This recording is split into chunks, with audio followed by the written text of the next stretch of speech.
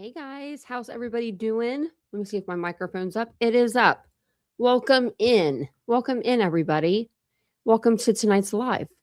I am not on camera this evening because, as you guys know, I had surgery on Friday. So, I have like I have like a black eye. It's not really that bad anymore. I'll probably be on camera in the next couple of days to do a face reveal. So you guys want to be there for it. I got a whole new face, let's just say. And let's also say, I don't know how these older women, 70s, 80s, they go and they get these like facelifts done. I don't know how y'all do it. I'm like still in pain. And I was just got filler put in my face. Um, but yeah, I was like been feeling it the last couple of days. But she's gonna send me some lidocaine patches. So I'm excited about that because my little belly's been hurting. But if you're new to the channel, hi, hello, and welcome. My name is Tanya, and this is Titanium Built. And normally I'm up to par, but I'm just a little broken right now. So thank you guys for being here. I do appreciate it. We're going to talk about Idaho4 tonight. There's been a lot of stuff going on, a lot of talk, I guess you could say. So we're going to go over that. But we'll say hi to the people in the chat, let some people come in, get you settled, get a drink, get a snack, get all the things you need. Hit the like button if you don't mind. Subscribe to the channel if you decide you like it. So I guess I probably should change my little picture. It's like in a winter outfit, but I don't have any other pictures. I don't think so. I can do visual effects. Oh, I guess I can't because my camera's not on. I thought I could do something special for you guys. Never mind. But hey, Ladybug, how you doing? Oh, thank you for thinking of me. I'm coming along. I'm coming along, I guess. I don't know. I feel different, I feel different. It's because I look different and I am different, but it's just a little bit of getting used to. And I can't believe that I have all 3 mods in the chat all at once, one night. I don't know what I did to deserve this, but I'm going to start doing it more often. I saw that when I came in. That was the first thing I noticed. Hey, Dame. Thank you for thinking of me. Hey, Mary Beth. Look at that.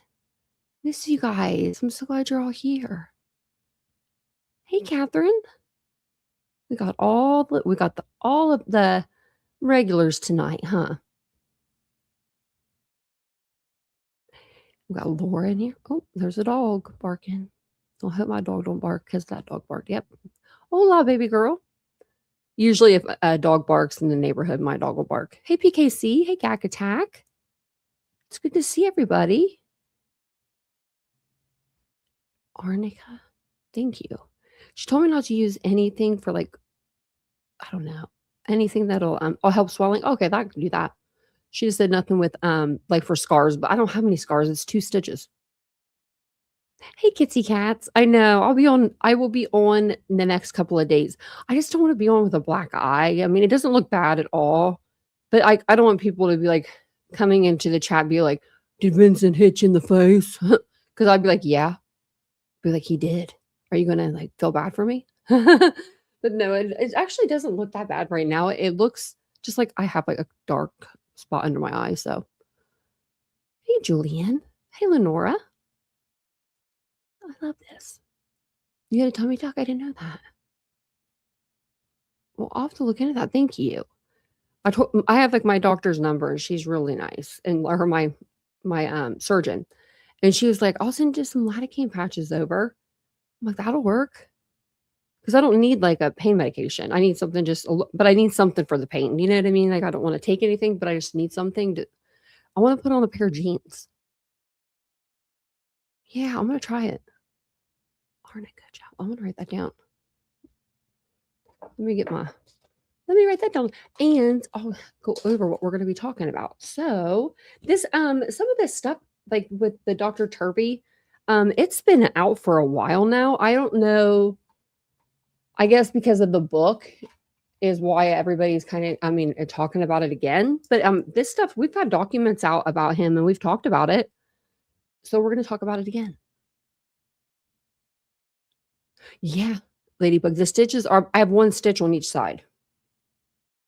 Like they're really small. I have literally 1 stitch on each side of like my belly.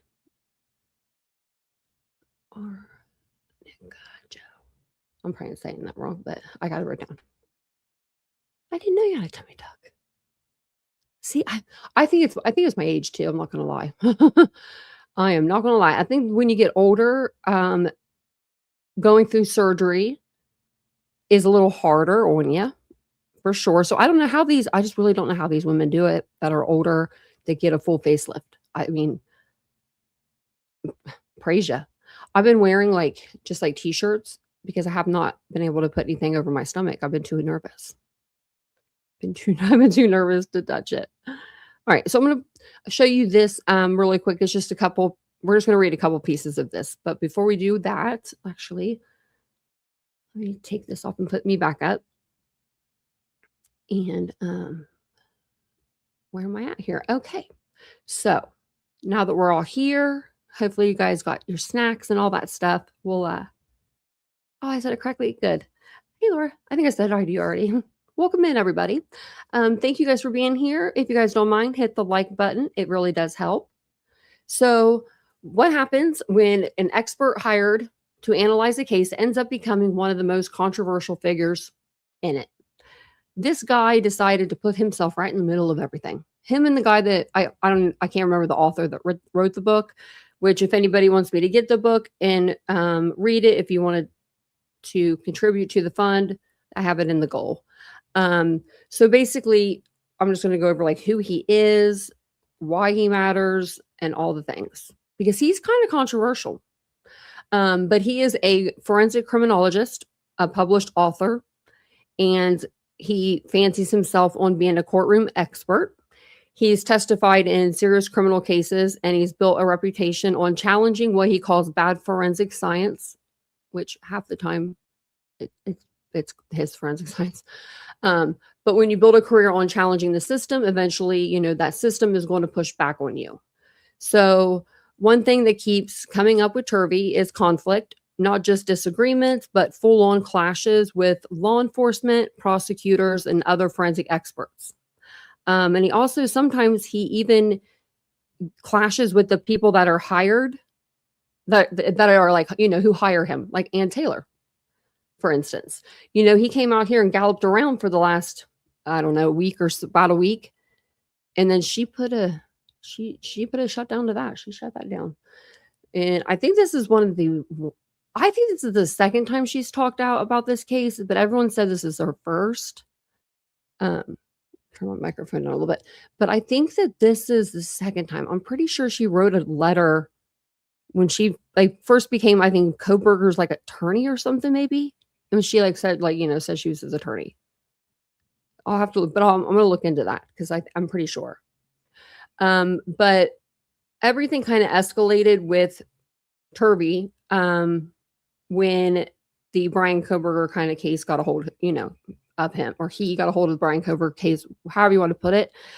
Turvy was brought in by the defense to come in to raise a couple eyebrows. He publicly questioned the integrity of key evidence, including the knife sheath. He suggested possible chain of custody failures. He offered interpretations that sharply conflicted with the prosecution's narrative. And then the turning point came. Reports surfaced that he made public-facing comments about the case, which we've seen. The defense team distanced themselves from him, went further, openly criticizing his conduct. Think about that for a minute. This wasn't the prosecution that came out and said, hey, this guy's in the wrong. He shouldn't be talking about stuff that he doesn't know anything about, that we didn't call him in for. He's just picking a field, and he's just picking all the fields. He's just an expert in everything. This was the defense. This was Ann Taylor. This was his own side, saying that something went wrong. The side that hired him kind of turned on him, and that kind of sucks, But he probably shouldn't have been out here talking when he signed an NDA pretty much type of thing. Hey, Boone. So, what's the big deal? Why is it a big deal? Experts are supposed to operate under strict rules of confidentiality, controlled communication, staying in their freaking lane. When those lines get blurred in a case, it doesn't just look bad, it can damage the credibility of the court. It could it could damage his credibility. And that's exactly what some critics are saying, happened here. So we're going to go through some stuff tonight. I just wanted to give you a little bit of back, story on him. He does have a pattern of stepping into the public arena while cases are still unfolding. And I think that's kind of what he was doing here. He wanted to be seen. In the legal column, haven't heard good things. Yeah, me neither, Julian. Thank you for the $2 super sticker. I appreciate that. But so I guess in this book, they are going to have some stuff that we haven't seen before. Like there is a letter from Kohberger to his dog. You know how I feel about that shit. Y'all, if you guys have been in here for any amount of time, you know what I say about criminals and their dogs. They always are like, don't hurt my dog. He wrote a letter to his dog. If I ever go to prison, I guess I'd write a letter to my dog too. I mean, did he write a letter to his dog when he went off to college? Same difference, right? I mean, he was going to be gone for a while. Now he's just going to be gone forever. So he didn't write the book. I think that he helped write like parts of it. And then there's a guy that we're going to watch here in a minute that actually like wrote it. I'm trying to think of his name. I should just bring it up on Amazon. I have it in my cart. I think I do. How do I get to my cart? Okay. What's it called? Broken Plea? I don't know. I thought I had it in there. I'm trying to think okay. Christopher Whitcomb. That's what I was thinking of. That wrote it. And he wrote it with Harper's like publisher. That's the publisher. There is a paperback that I know of, and I know that I have it free on like if you listen to it. And I guess Kindle has it for $14.99. And we've read all the other books, so.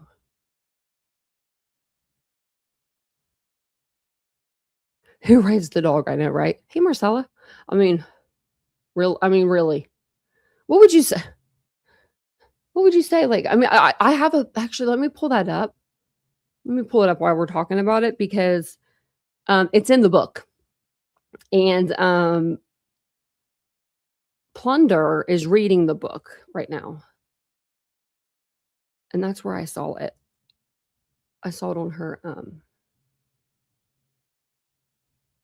Facebook. So let me pull this up. Okay. What would she say? Oh, I'll be there. Oh, here, let me pull this up. I was like, I'll be there. I was showing you. It was just Caleb Flynn. It said, he 5'7". I think that's all. No, I guess it's a couple days after 5'4".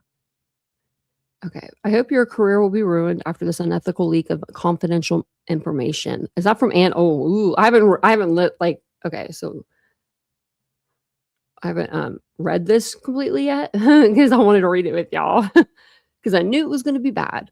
Let me see where she always puts a bunch of stuff on. So here it is. Okay. It says his not okay. We don't care about that.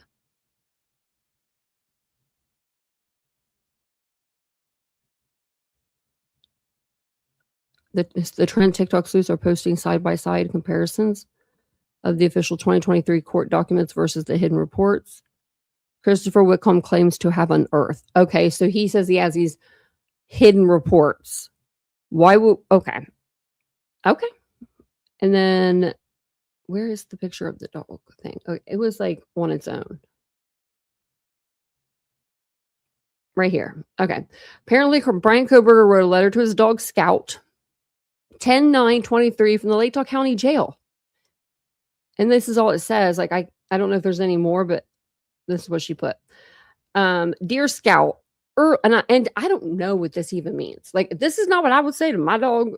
I don't know. Earlier, you and I, unbeknownst to you, communicated. I have no idea that your heart was conscious of what I intended, always of your pack, brother. Brian C. Kohberger letter to his dog. I don't know what that means. Does anybody know what that means? I have no idea what this means.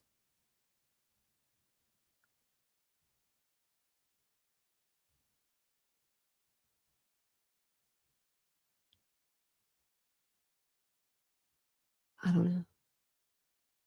Probably did talk to Dateline. Isn't that odd? I'm gonna read it again. It's just weird.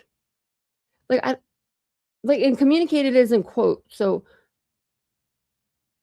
earlier, you and I, unbeknownst to you, communicated. So apparently,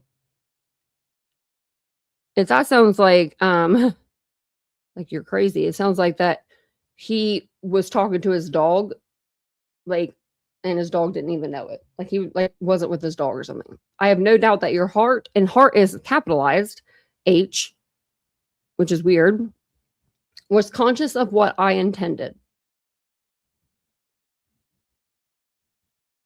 That's a weird one. Plunder didn't have an excuse for that. There's Scout. Oh gosh, this is his mother's house. You can tell that's a Pennsylvania home if I've ever seen one. That's where I'm from, and that's what all of our houses look like. So this came out on 4/24/2025, so about a year ago. Like a year ago. And it was order on defendant's motion in limine, vague and undisclosed expert testimony, which the judge cited in the favor of the prosecution. Now, I went through this because I saw that Turvey's name was in it a couple times. So I wanted to read kind of like where they had his name, like what it is about. So that's what I figured we'd start with. See how it's here? So Darren Gilbertson, and then we'll just read like the first paragraph or something. He's only on 2 pages. So let's see if this gives us a feel for what he was saying, or if this is the stuff that he's saying now. Because this could be the same exact stuff that he's saying right now, and this was a year ago. Because I have a feeling he's been saying this stuff for a while, but nobody was listening to him. And then maybe this book got everybody's attention, and then now he's running with it. Defendant disclosed expert opinions from Brent Turvy that more than one assailant was necessary to accomplish the crime in the time frame alleged. So he thinks it's his opinion that there would need to be more than one person. Although they did timed runs and they timed it, and it was between 1 minute, 30 seconds, 3 minutes, 30 seconds. Specifically, he asserts that 1, there is direct and indirect evidence that attempts were made by the suspects to clean up the crime scene after the homicides, which would have taken far longer than the time interval alleged by the state. Also, he was never in this house. And 2, there were multiple weapons used against Kaylee Gonzalez and Xana, and Ethan appeared to have been attacked at the same time. Through his order, expert Rachel Orr, defendant has also submitted evidence that he suffers from developmental coordination disorder, which has resulted in deficiency in fine motor dexterity and visual motor function. Yeah. His attorneys have argued in other motions that these deficits render it not possible for Mr. Kohberger to have acted with the speed and coordination required to commit these crimes in the time frame alleged by the state. Bullshit. Because remember, Kohberger was a little boxer. Remember that he boxed? So how's he have dexterity problems, fine motor problems, but he can still box? Because you got to be light as a feather on your feet, So I think everybody just wants, people just want to be like over here, look at me. I want my 5 minutes of fame. I think that's really what it is with this case. Okay. See the other one. Okay, here's the other one. So the other one was from Gary Dawson's part in this. It says Dr. Gary Dawson was disclosed in rebuttal by the state to testify to the degree of impairment of the victims, particularly Madison Mogen at the time of the homicide. His expert report attached to his disclosure, this is Gary Dawson's, opines that Madison Mogen would have been markedly intoxicated from the effects of alcohol around the time of her death. She would not have the ability to mount a meaningful response to a sudden threat to her person. He further states that while he has limited his review to Madison Mogen, the same general principles apply to the other victims. Defendant seeks to strike his testimony on grounds that is improper rebuttal. He contends that none of his experts have challenged her ability to fight back or otherwise contested her toxicology levels. The state responds that the opinion rebuts defense expert Brent Turvey's opinion that more than one assailant was necessary to accomplish the crime in the time frame alleged. Specifically, the state argues that evidence Ms. Mogen was unable to effectively fight back supports its position that one assailant could have completed the homicides in a short time frame. Meaning, you guys know what that means, right?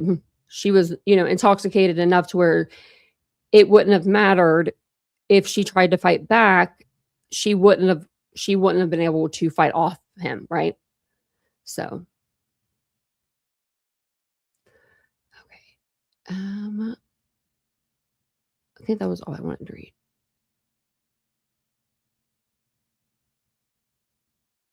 So then it says, Mr. Turvey has opined in his report that 2 assailants were involved in the homicide, particularly because he believes multiple weapons were used against Kaylee Gonzalez. Inferred in his opinion is that one person would not have the time or ability to use multiple weapons in the time frame alleged when faced with 2 victims. Yeah, you could. If Ms. Mogen was intoxicated to the point of being unable to fight back, however, it would be possible for one suspect to incapacitate her and then use multiple weapons in attacking Ms. Gonzalez. Okay. However, whether Dr. Dawson's opinion is relevant depends on how Dr. Turvey's testimony unfolds at trial. Consequently, his disclosed rebuttal opinion will not be excluded or limited at this time. Okay. So then at the bottom it says, that the state pretty much won that their argument there. But I wanted to show you that because that was from, like I said, 4/24/25. Yeah. So I mean, this was out a while ago that he was saying this stuff. Now he's saying it again. Do I have these in order? Just want to make sure.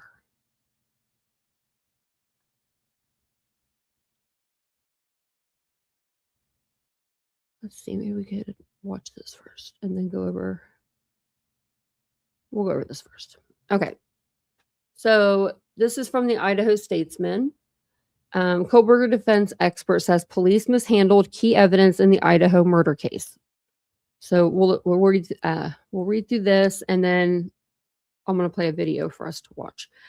We'll see what he kind of says in here. See what he adds to, what we just read. So the pivotal piece of evidence that tied Brian Kohberger to the Moscow crime scene changed hands several times among law enforcement before it arrived for lab testing and may have been challenged at his murder trial over its documentation. Forensic scientist Brent Turvy, who worked as a crime scene analyst expert for Kohberger's defense team, alleges that police mishandled the knife sheath found inside the King Road house where 4 University of Idaho students were fatally stabbed in November 2022. A week after the killings, the Idaho State Police Crime Lab in Meriden located on the leather sheath a single source of male DNA later confirmed to be from Kohberger. But prosecutors are tasked with proving the authenticity of evidence in court, including through its chain of custody with police, for an item to be admitted to trial and considered by a jury.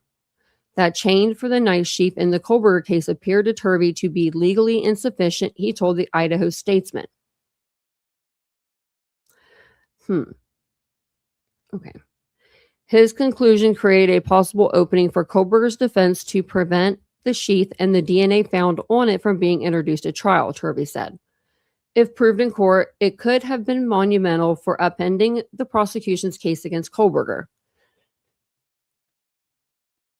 Well, I don't think that would have happened because the court document that I just read to you, that was the defense like trying to say they wanted all of these witnesses or these experts, and they were pretty much not getting them because they couldn't prove pretty much anything that they were saying. Like the prosecutors can prove, that DNA on the knife sheath is Brian Kohberger's. Like they can't prove, that he was at this guy's house and that's how his DNA got on the knife sheath, if that makes sense. Like they weren't like proving any of their claims in the document when I read it all the way through. I'm trying to see where we were. Okay, so it says his conclusion. I think I read this right. Yeah. So the chain of custody with it on the outside is supposed to have one signature for every person that's handled it. That's true. Turvy said in a phone interview, with each trade-off from this person to this person, there should be 2 sets of writing for each. Well, not for the first person. You'd have that person. And yeah, you know what I mean? You might be in odd numbers there. But the evidence bag for the knife sheath lacked those required signatures, he said. The chain of custody was documented by a single person. After the fact, when the knife sheath came through the state crime lab, which he called manufactured. What? It could have just been handled by one person. They could have, they really could have just been like, this is going to you and you are in charge of this. Somebody sat down and fabricated and falsified evidence for the chain of custody, Turvy said. Oh, those are big words, buddy. That's definitely not good to say. Let's see what it looks like if we can, I'm going to try to blow it up a little bit. Yeah, can't really see. I don't know if he's saying because the handwriting looks similar. You know what I mean? It's really hard to see. And when I go back, that doesn't, you know what I mean? That doesn't really help.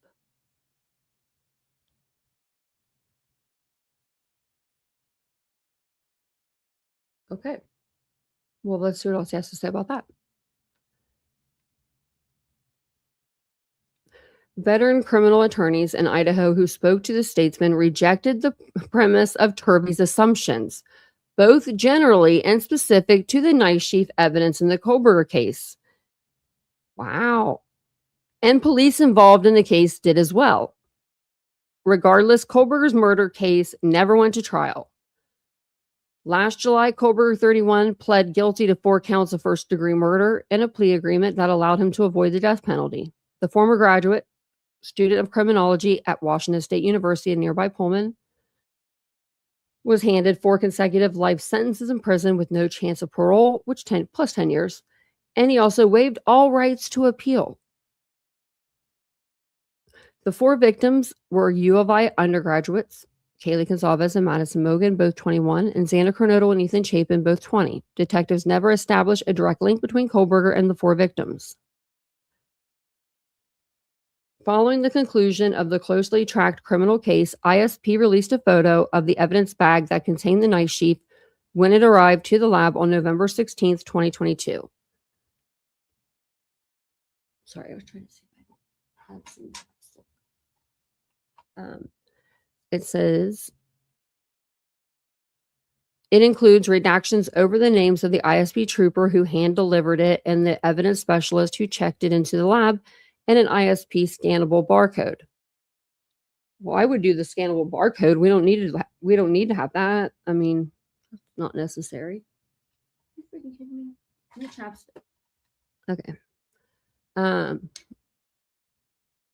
The red and white evidence seal is unbroken and signed BP 111422, which stands for Moscow Police Corporal Brent Payne, who led the homicide investigation. Sorry, I'm reading this really quick. So they're saying that this was never. Hold on. Well, they could have broke the evidence seal and then put another one on top of it. So that kind of doesn't make any sense. Like, that doesn't make sense. It says, but a different photo of the evidence bag that Turvey said was a state record released to the defense ahead of trial, a copy of which he provided to the statesman. Wow. He's not supposed to be talking. He's doing all this. Includes a police chain of custody sticker documenting its path to the lab. It details the knife sheath recovery from the crime scene on November 13th, its handoff from the ISP detective to Payne the next day into Moscow police evidence, and then on to 2 ISP troopers who drove it to the lab on November 16th. We read about this. I can't remember exactly how it went, but the photo also shows a Moscow police barcode and green sticker with an evidence number on the bag's opposite flap.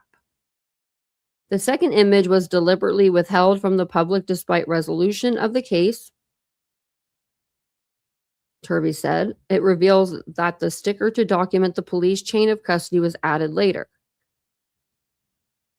How would they know when it was added? Like the sticker, like right here, this chain of custody sticker, or up here, sorry, how would they know when that was placed on the bag? They would have no clue. Okay, well, whatever he says, regardless of the type of item discovered at a crime scene or its importance to a case, prosecutors must establish the chain of custody for evidence at trial. Acknowledged Twin Falls County Prosecutor Grant Loebs, who sits in a leadership role with the Idaho Prosecuting Attorneys Association. It doesn't matter if you found it if you can't prove what you did with it afterwards, he said in a phone interview. It has to be secured and handled properly. Documented who had it and what they did with it and who they gave it to. It is not uncommon for defense attorneys to simply sign off that the chain of custody is in order to save time and move proceedings along. That's because, if necessary, a chain of custody can be affirmed in court through the testimony of each person who handled the evidence while in police possession, in the absence of a specific log with individual signatures. Okay. In his more than 30 years of experience as an attorney in the state, Loebs has seen what he called a legitimate challenge in court to the chain of custody for a piece of evidence almost never. Okay, so I'm reading again. What he called a legitimate challenge in court to the chain of custody for a piece of evidence almost never. Okay. Police know this is a big issue and they are generally very careful about it. They never know if a piece of evidence is key. Sometimes it's obvious, but not always. So they have to treat everything like a key piece of evidence. And when they saw that knife sheath, they said, hot damn, hot freaking damn. He left something. We think he left something. So they would have handled that with extreme care. And I'm not just talking about Moscow. I'm talking about all of them. There was more than just, ISP was there. They had FBI there. They had people there.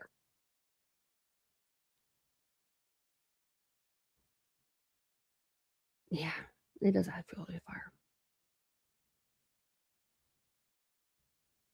So I think that someone did take it down there. I know that when they got Brian Kohberger's dad's DNA, and then they had Brian's DNA, they flew that right back over. The trash, they flew that over to Idaho to be tested.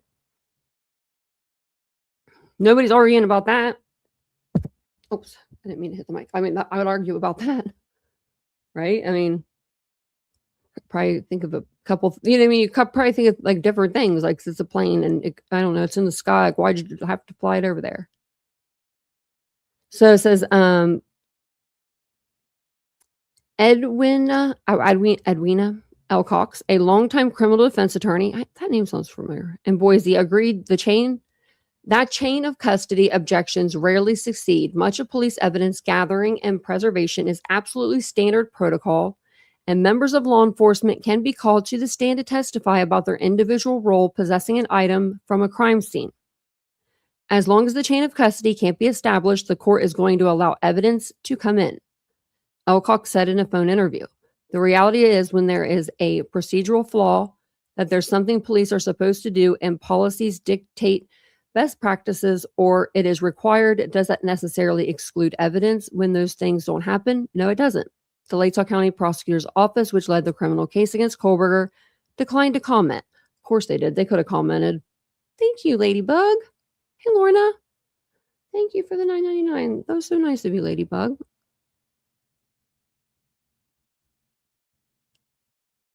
Thank you so much. It's so nice of you. Thanks for supporting the channel. So it says the local department hasn't documented evidence chain of custody with handwritten notes and a log. Oh. Wait, hold on. I messed up here. Okay. Right here. Turvy said he raised his concerns about the retroactive police chain of custody for the night chief to Kohberger's defense team, led by public defender Ann Taylor. The backdated evidence bag sticker represented criminal evidence tampering, false reporting, and professional misconduct he alleged to the statesman. Apparently, she did not agree. Wow, you seem a little nutty. Like, this ain't your case, brah. Moscow Police Chief Anthony Dallinger, a captain in charge of the city department detectives at the time, said his agency, in cooperation with state police, met the legal requirements for processing the King Road crime scene. That included the needed documentation for individual pieces of evidence, such as the knife sheath, he told the statesman in a phone interview. The local department hasn't documented evidence chain of custody with handwritten notes and a log for at least a decade, Dallinger said. That sucks. Sucks to sucks. I mean, you know what I mean? Instead, Moscow police rely on electronic barcodes and green stickers with evidence numbers, and that system worked in this case. The Idaho State Police did not respond to the statesman over several days to meet a requested deadline. You gave them a deadline? Okay. The main thing is the integrity of the packaging to show clearly that the seal and signatures has no cuts, scrapes, or tears, Dallinger said. From my knowledge and experience, this is not a game ender for that piece of evidence. Dallinger was unmoved by Turvy's assertions that the night chief could have been withheld as evidence if Kohberger's case had gone to trial, or that it would have changed the end result of a successful prosecution. We followed the facts, and the evidence showed that one person did this, one person did it, and he admitted to it. To me, it's pretty cut and dry. We saw zero evidence of anybody else being involved. And you know, to me, if there was somebody else involved, right? I mean, if there was evidence of that, why would the cops not go after them? There's no reason for them to not. And if someone was going to frame Brent Kohberger, I mean, first off, who is he to frame? And second off, this is it. This is all I got to say, right? You would leave more than some skin scrapings under a knife sheath button.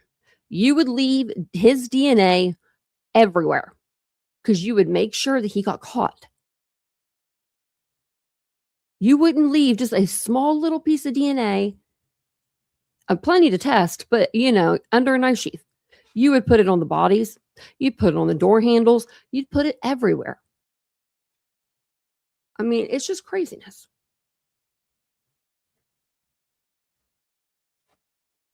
In the days after Kohberger pled guilty, just weeks ahead of trial, Taylor had held a meeting with a group of defense experts helping on the case, including Turvy, to explain why Kohberger took a plea deal with the prosecution, Turvy said. Okay. He still never received a straight answer from Taylor and her defense team about that decision. He said, nor about the evidence chain of custody issue he said he presented, because she did not care about your damn chain of custody issue because she didn't see an issue with it. She just ignored you because she was like, okay, this case is over with. You know what I mean? We're done. Kohberger's going to prison. This guy, you know, maybe he'll leave me alone. That ain't going to happen. He didn't leave her alone. He was out here doing the mostest. So Ann Taylor, his defense attorney, couldn't even say why he was taking a plea. Well, because they can't say he did it. I mean, obviously they can't say, well, he actually committed this crime and that's why he's taking a plea. They had nothing because they had no alibi. They had nothing. I mean, they were just asking him for simple things. Can you give us an alibi? Yeah, I can give you an alibi, he said. I was stargazing. Stargazing, okay. Hey, go for two. Welcome in. Welcome in, everybody.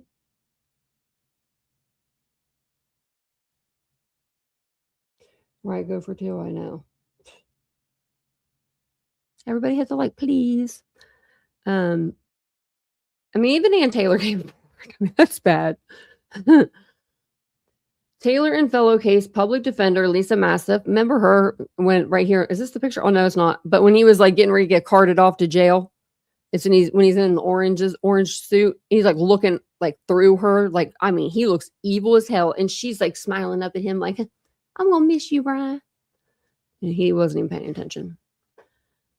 But it says Taylor and fellow case public defender Lisa Massiff are scheduled to give a 2.5-hour presentation at the Idaho Association of Criminal Defense Lawyers annual event on Saturday.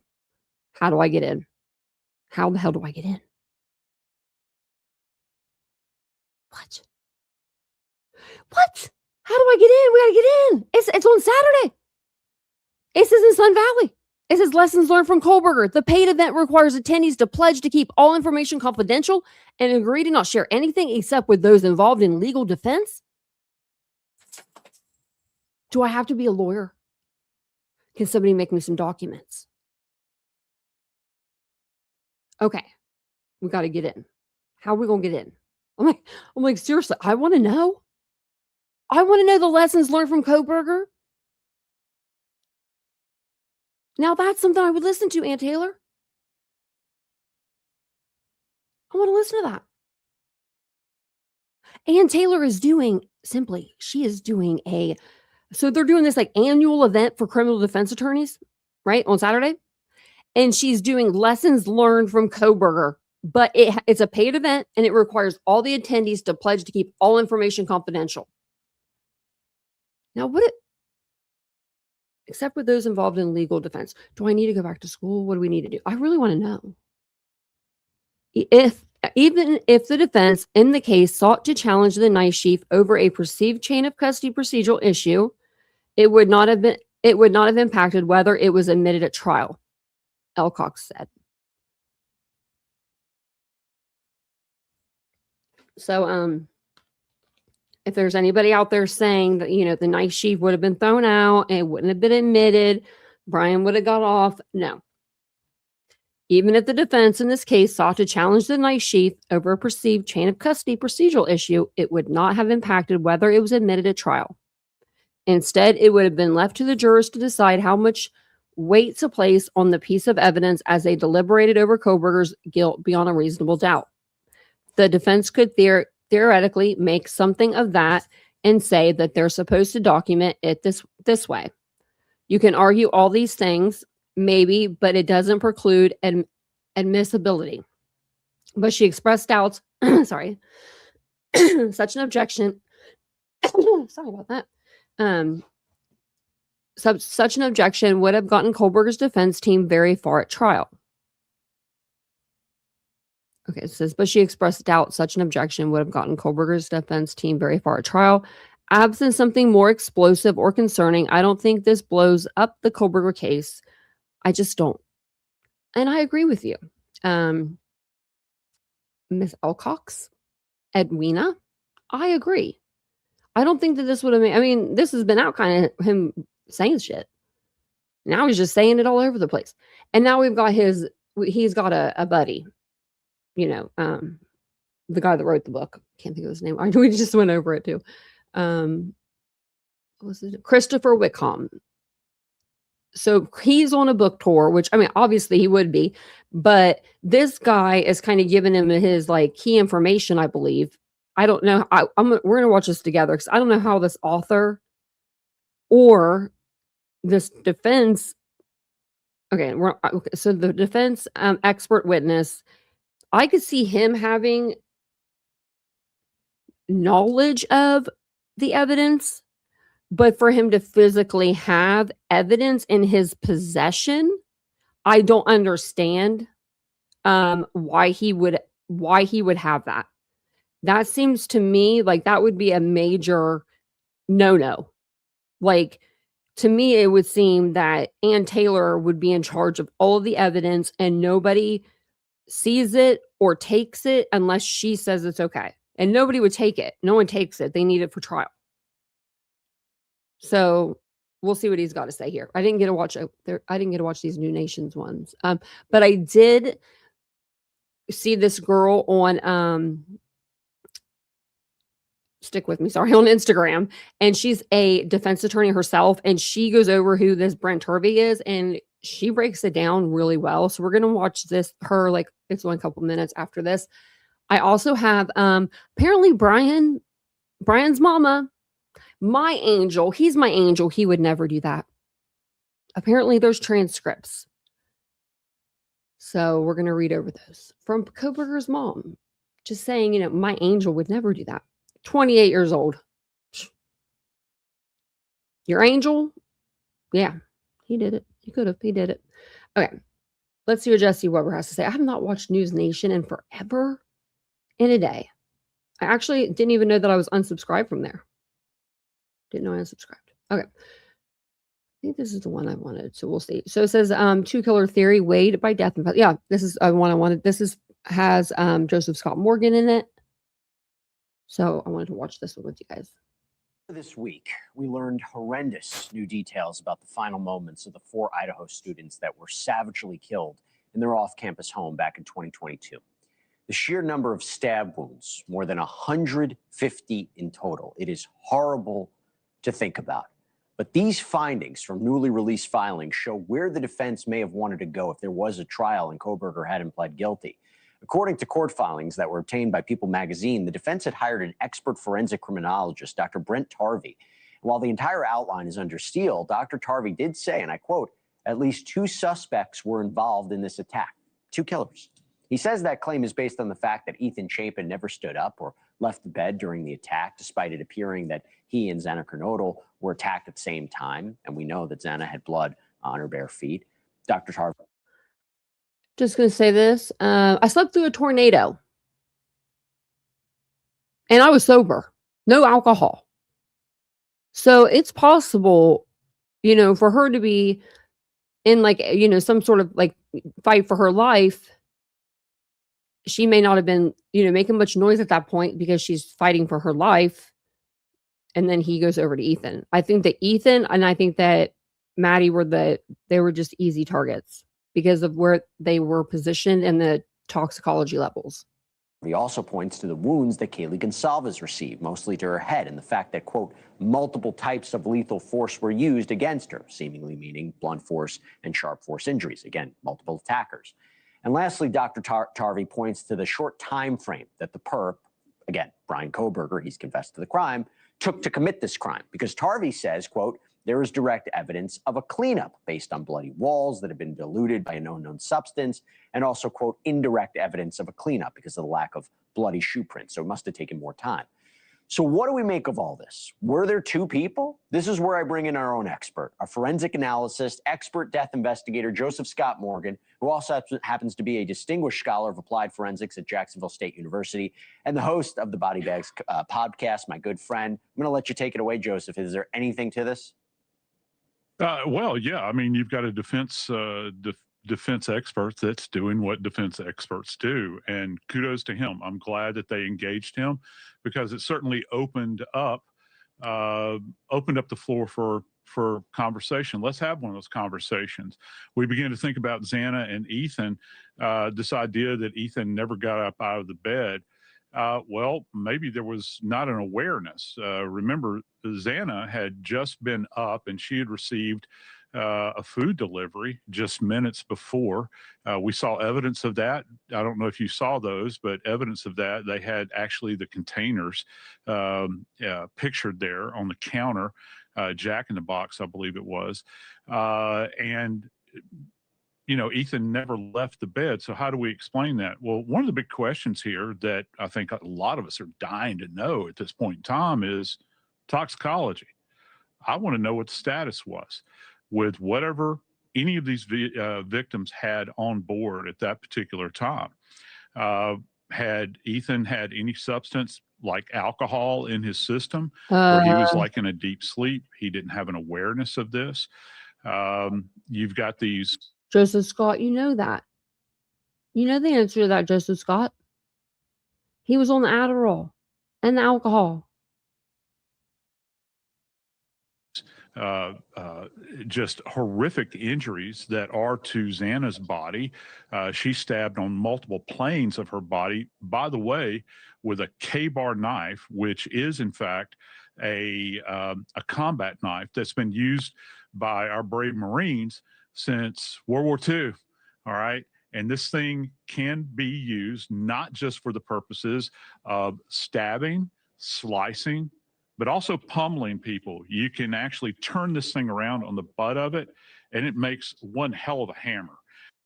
That's what I said. Do you guys think, because Brian, okay, so we were told when Brian was in jail that when he was 16, he worked on a fish, a pay lake, at a pay lake. And basically, he couldn't fillet a fish to save his soul.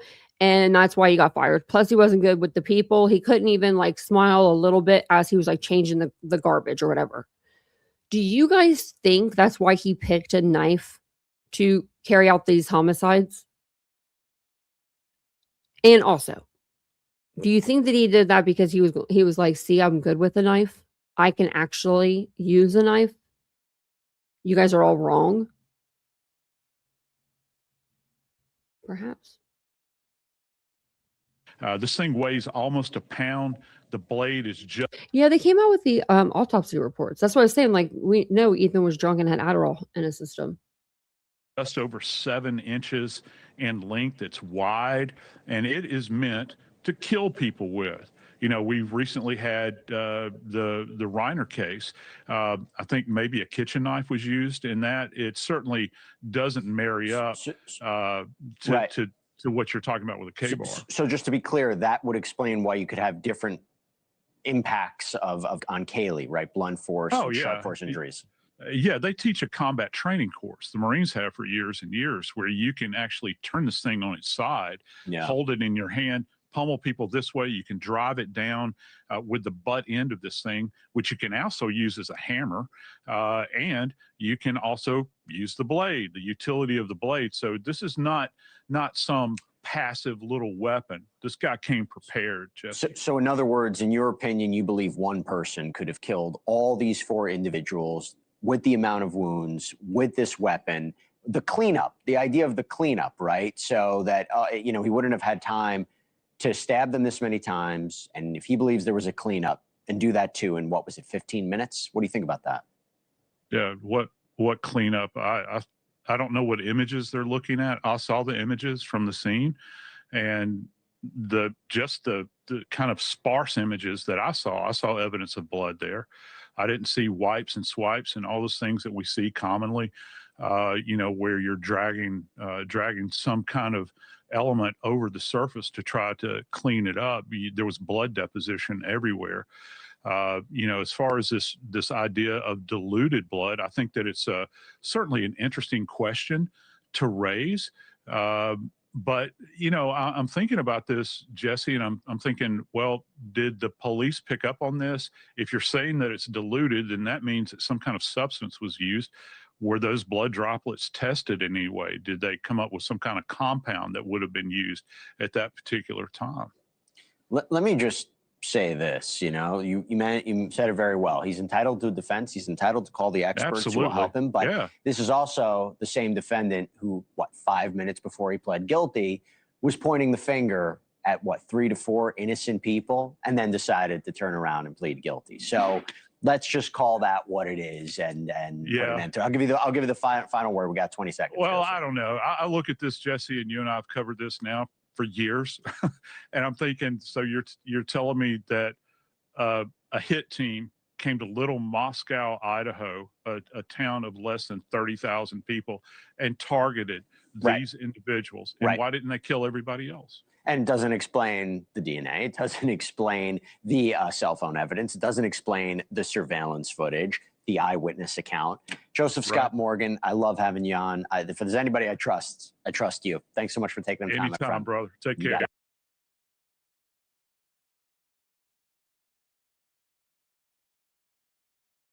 Made me small. Okay, I'm gonna put the next one on. I just didn't want to. I thought they were going to yell at the end. They didn't yell at the end of that one. So yeah, they released the autopsies with the toxicology's reports. I'm just trying to remember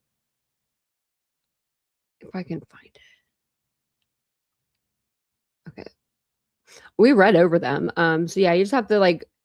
I know that it has to be in my title. You know what I mean? Like Idaho4 autopsies. So yeah, you'll be able to see those, like the documents and everything. I remember we had the documents. Now I'm looking because they said that Idaho4, they said that the Daily Mail had gotten them, but I don't see that part yet. So I'll look over this again at the end of the live. But yeah, so I know that we went over them.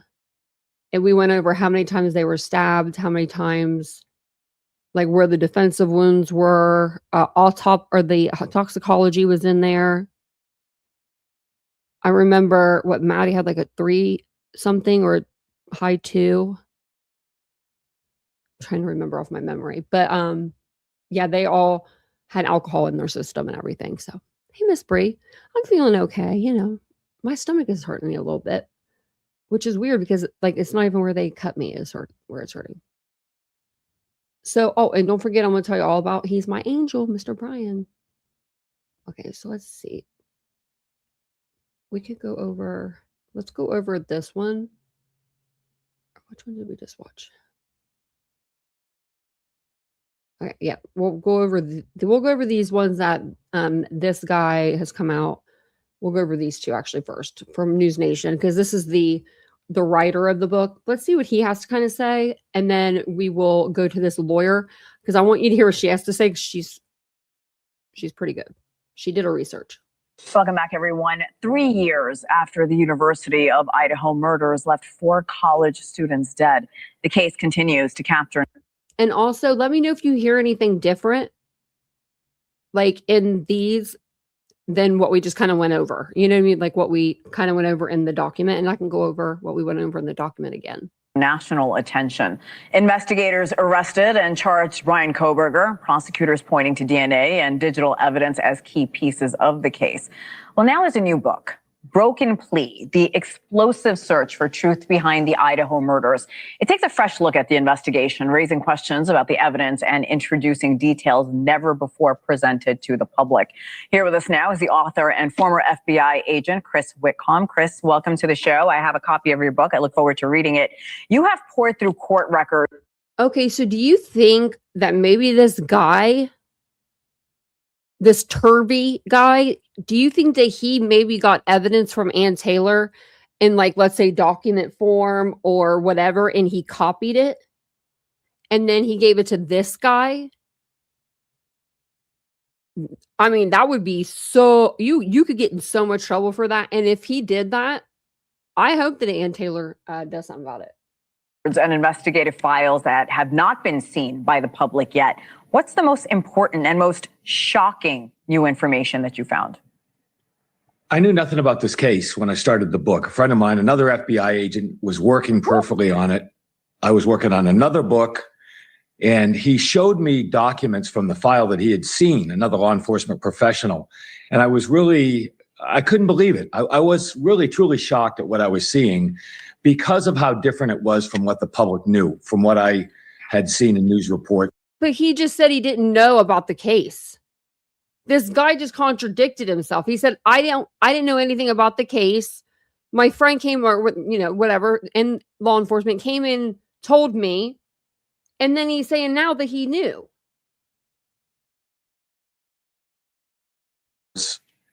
And I felt compelled. Look, this is a very emotional case for everyone. It's a very sensationalized case for everyone, but it is a very, very misunderstood and unknown case because it did not go to trial. Had this gone to trial, there wouldn't be no need for this book, in my opinion. But I do believe there are significant problems that we can now see based on evidence that I've seen that otherwise would have been buried. What else? But the defense chose to not go to trial. The defense chose Brian Christopher Kohberger. And Brian Christopher Kohberger alone, him and himself, that's the only thing, him and himself, he is the one that decided not to go to trial. Only him. He held the power whether to go or not, and he decided he didn't want to go because he knew, in my opinion, he didn't want to be told, you did this, you did that, you did this, you did that, you're a horrible person, you're freaking terrible, you're evil. I don't think he wanted to sit through that. I don't think he wanted his parents to have to sit through that. The most serious questions you raised in the new book, and this is interesting, is whether the murders could have involved more than one person. What's the analysis that led you to rethink that question, whether the convicted killer, Brian Kohberger, acted alone? The number one thing I believe, looking holistically at the book and looking at the case, you have three discrete crime scenes within the house itself. One is the third floor bedroom, where we know now that Maddie and Kaylee were killed, and the second floor bedroom where Xana and Ethan were killed. There's a space between. The killer had to go from the third floor, down the stairs, through the living room, down a hallway into that bedroom. And in doing so, the killer tracked a good deal of blood from one space to the other. But he didn't. We've seen the house. We've seen the crime scene, you guys. What is he talking about? Does he not know that we've all seen the shit? Looked at the evidence and the police report, or excuse me, and the prosecution hired a woman named Paulette Sutton to do a forensic analysis for the prosecution that would have been used at trial. And it showed one thing that really stood out to me, that all of the blood evidence, and there was a significant amount between the third floor bedroom and the second floor bedroom, was quote unquote diluted with an unknown substance. And when you look at those photographs, you can see the characteristics of the stains themselves and the distribution are significantly different, which begs the question, how did that happen? Why did... That's from them, the crime scene text, diluting it. These scenes look so different? What interacted with that evidence between the time the crimes occurred and the time the police were called? And what does that say about the crimes themselves? That stood out to me as the most significant evidence that there was something about this case that nobody really had talked about to date. Thank you for watching. Subscribe below and download our News Nation app right now on your... The prosecution would never say that. Yeah, we have a witness that's going to say that all of the blood from the second or the third floor to the second floor is diluted.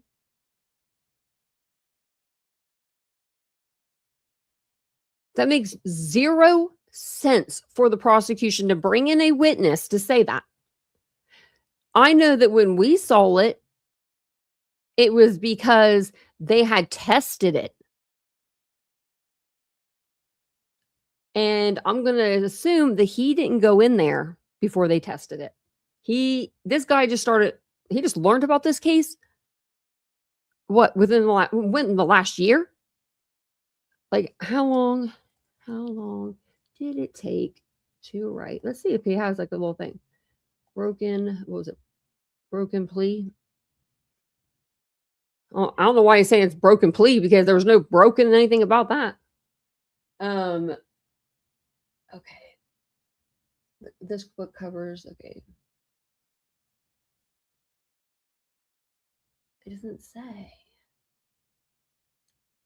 How long did it take? Oh, that's not. Well, that sucks. I just kind of wanted to know. Because he said he didn't know anything about it. And then he said something like he knew something about it. Like, you lying. Hey, princess. I don't think everything in the state's case was perfect either, Tracy. I really don't. But I don't think that I think that if they were to have went to trial, he would be on death row. That's just me. That's my personal opinion. Idaho people don't mess around usually when it comes to that, you know. But I mean, he would have lived 40 years or whatever on death row. I mean, that's a lot of time. Okay, so he was also on Elizabeth Fargas's. I don't know if they say the same, so we'll see what they say on this one, because I don't want to hear like the same thing. But this was a couple days in between. So this one is actually just a day ago. The other one was from like 4 days ago. So, you know, I wonder if he'll be on any shows after this, right? Will he come out with a statement after Ann Taylor's statement? Does he have anything to say? Will we hear anything? I have a feeling we won't. Or it'll be, no, I'll stand on it. I don't know. She looks pretty though. It's been more than 9 months since quadruple murderer Brian Kohberger was sentenced to 4 life prison terms with no chance of parole after taking a surprise guilty plea in a deal with prosecutors. It was all in the gruesome 2022 stabbing deaths of 4 Idaho college students. The plea deal allowed Kohberger to avoid a lengthy murder trial and remove the possibility of the death penalty. But now new questions have arisen about key prosecution evidence and whether that evidence would have held up in court had the case gone to trial.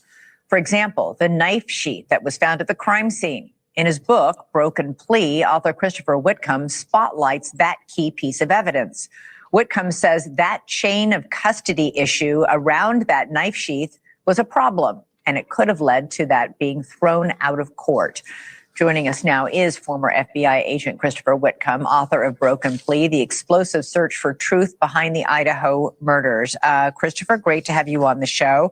So what was the chain of custody issue around this knife sheath? Because this was probably the most damning piece of evidence.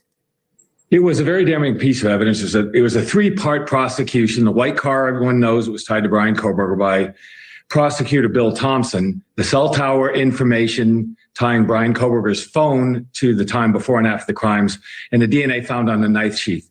And I think you brought up something very interesting at the beginning, Elizabeth, in that this did not go to trial. So people really have no idea what the evidence would have shown. Mm-hmm. Because of the way the plea deal came out of nowhere, was announced very suddenly, no one will ever know that information. We kind of do know what the evidence would have shown. I can tell you, I would put my channel on the line that this guy right here has not read a quarter of the documents that are out. An eighth, a 16th. I don't know. He's probably read the arrest affidavit.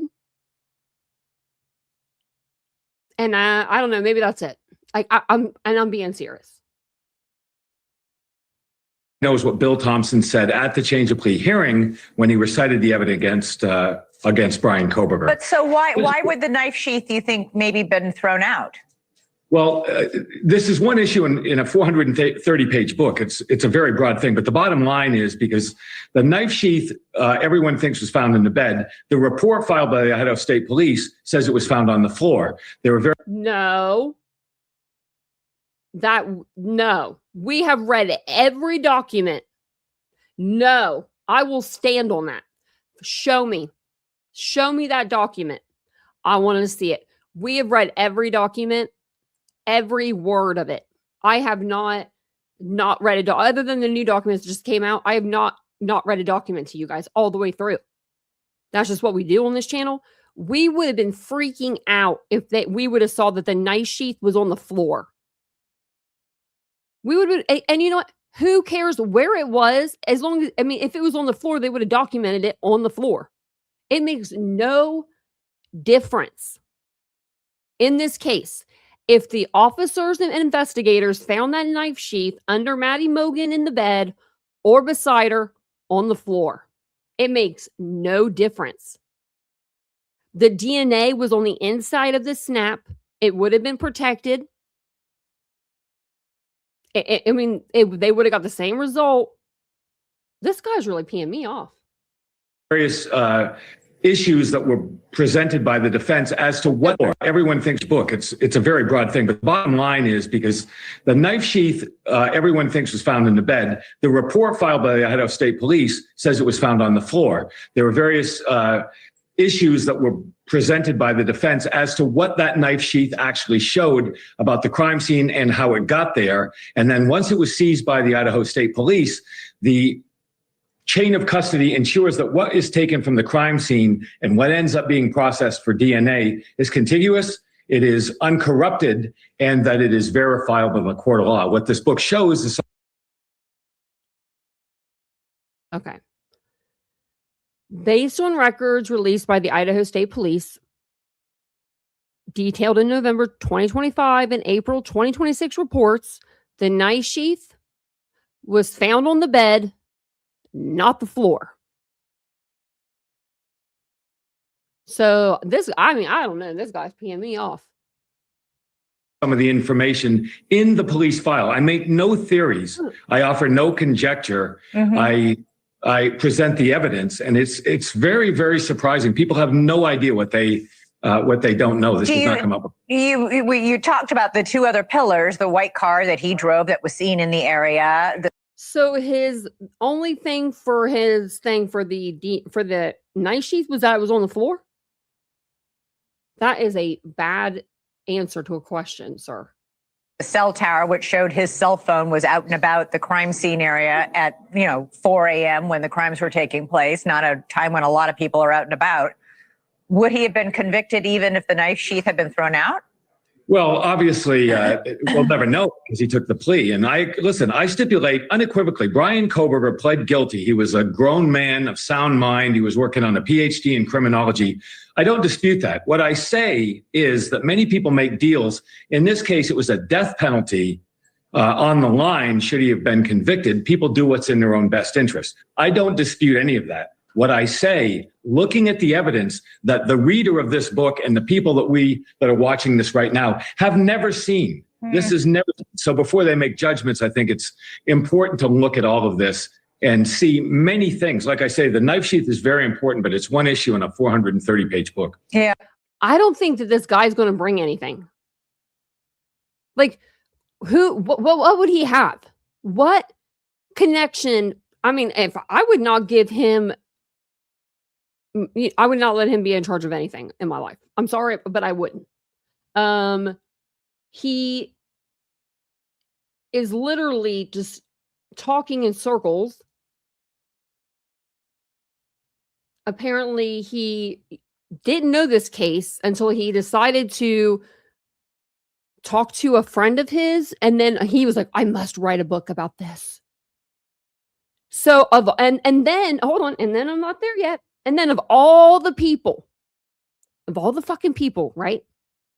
All the people in the world, Kohberger is going to talk to this guy. Are we going to hear that? Are we going to hear the Kohberger talk to this guy?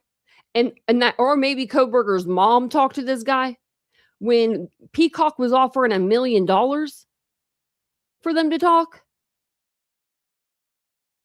There ain't no way. This guy showed up on my doorstep, I would be like, get out of here. But I mean, I don't know. We're going to read about how his mama said, he's my angel. He's my angel. And you also write in this book about the blood evidence, about it being possibly diluted and not found in places that would have made sense.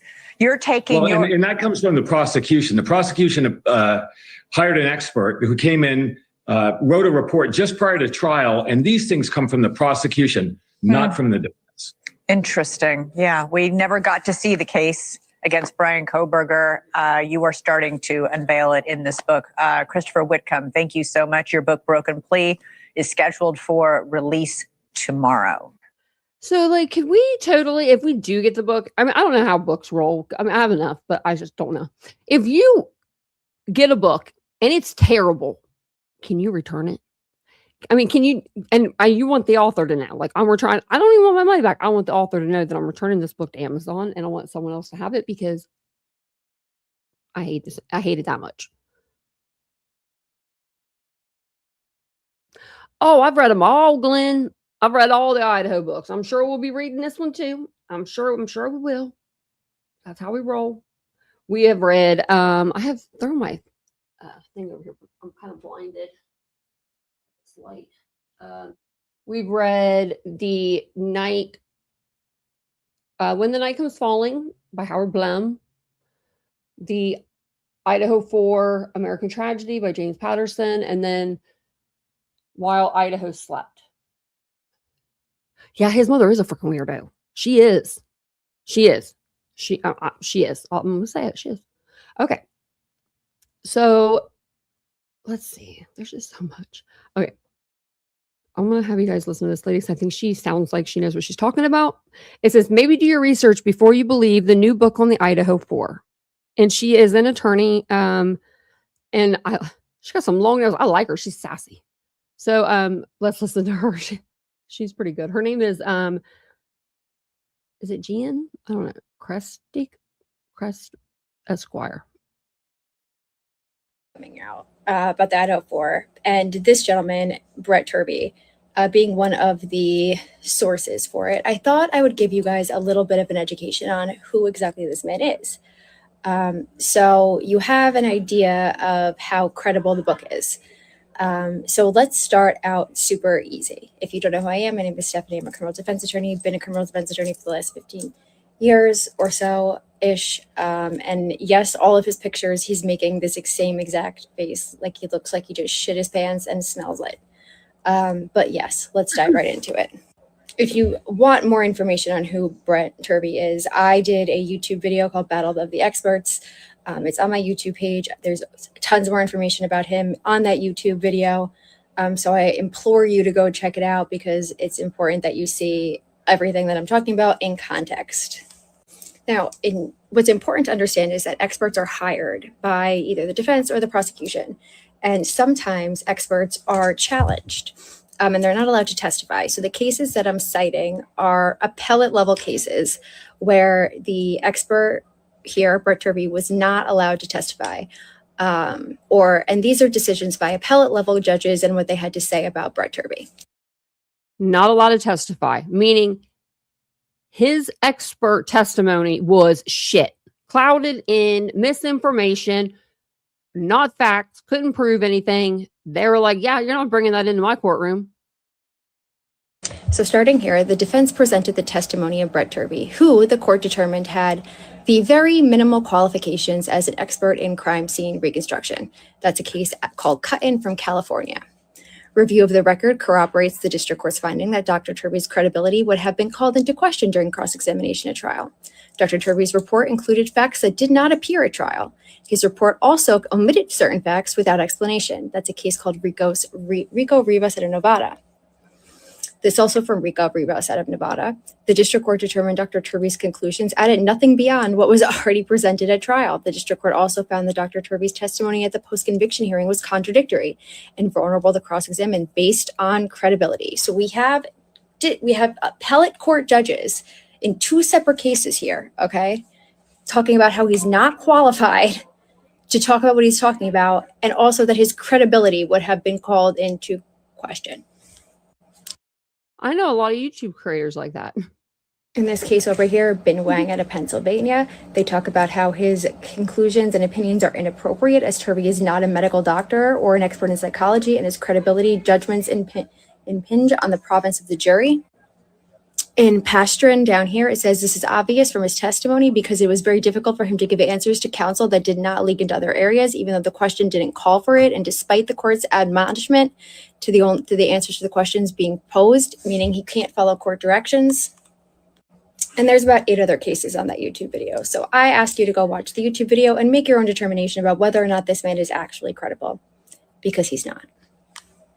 With the new book coming out about the Idaho4, and this gentleman, Brent Turvey, being one of the sources. I mean, she sounds like she knows what she's talking about. She's an attorney. She's looked into these cases. Hold on one second. I'm going to grab a drink real quick. Hold on, I'm waiting on Vincent to bring it, actually. There's a lot of books out. Hold on one second.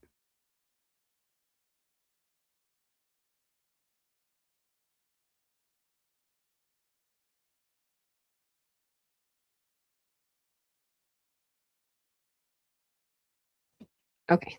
I had to get another drink. I usually have my my cup with me, but I don't have it. I need to know to come from other people's media docs. I'm kind of wanting to know what kind of documents this Turvy guy was privy to. I mean, other than sealed documents, I don't know what he would be like, what he'd be allowed to see. I don't even know if he'd be allowed to see those. Actually, so yeah. How's your dad doing, Princess? I hope he's doing okay. Okay, so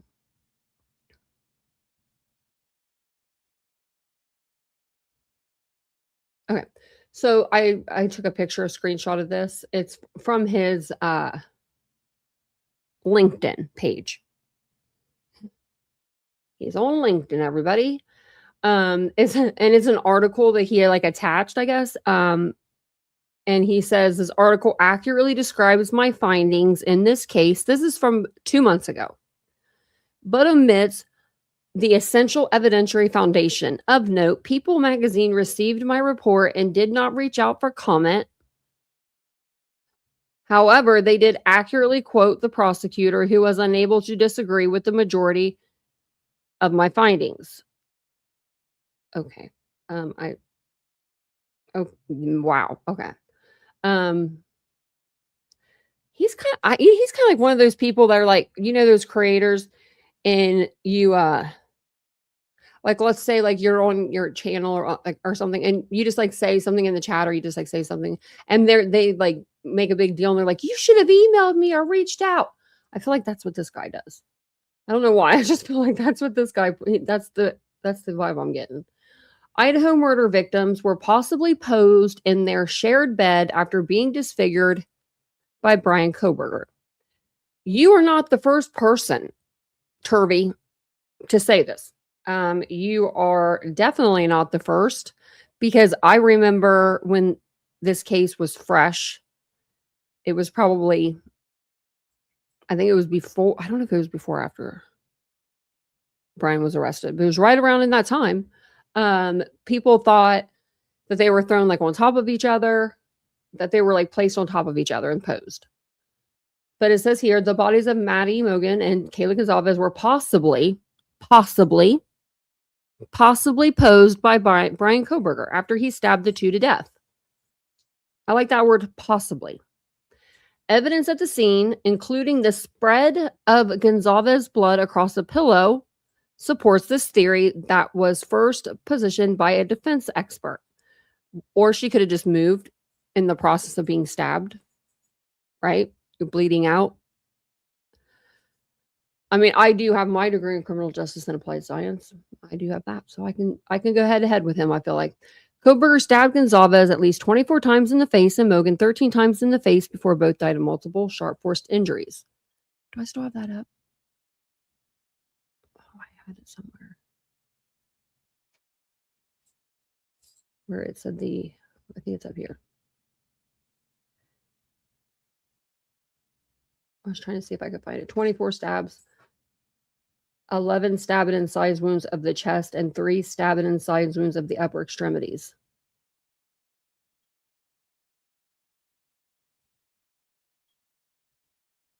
So he's saying 24 times and in the face. Okay. And Mogan 13 times and in the face before both died of multiple sharp force injuries. We knew that. Autopsy reports for Kaylee and Maddie support the notion that Brent Kohberger posed the two young women together after the brutal murders. Doesn't know. According to newly unsealed filing from the prosecutor for the case of the 2022 quadruple. Okay, we don't need to put all that in there. Dr. Brent Turvey, the crime scene expert for the defense, first positioned this theory after reviewing the autopsy reports. According to the filing, he's not the first one. The evidence suggests that after both victims were killed or unresponsive, they were posed in their shared bed. Kaylee was moved from a position with her head on her pillow to partially atop of Madison. Then the comforter was placed over both of them. Turvey said of the crime scene, according to the filing. The theory was based on the location of Gonzalez's blood on the pillow, which prosecutors had argued did not support that the bodies were posed, only that they moved. Like, yeah. Prosecutors called Turvey's theory a possibility, but not a determination, noting in the filing that the blood could have been spread because Gonzalez moved during the attack or after suffering a blow to the head. Furthermore, argued prosecutors, it would be impossible to know what the true intentions of the killer were, even if the two were moved. Okay. Okay, here it is. I was just trying to figure out where I was at. The two girls were in Mogan's room and sharing her bed as Gonzalez had moved out of the house and was visiting for the weekend. The autopsy report determined that both young women died from multiple sharp force injuries, with Mogan suffering 28 stab wounds and Gonzalez being stabbed at least 38 times.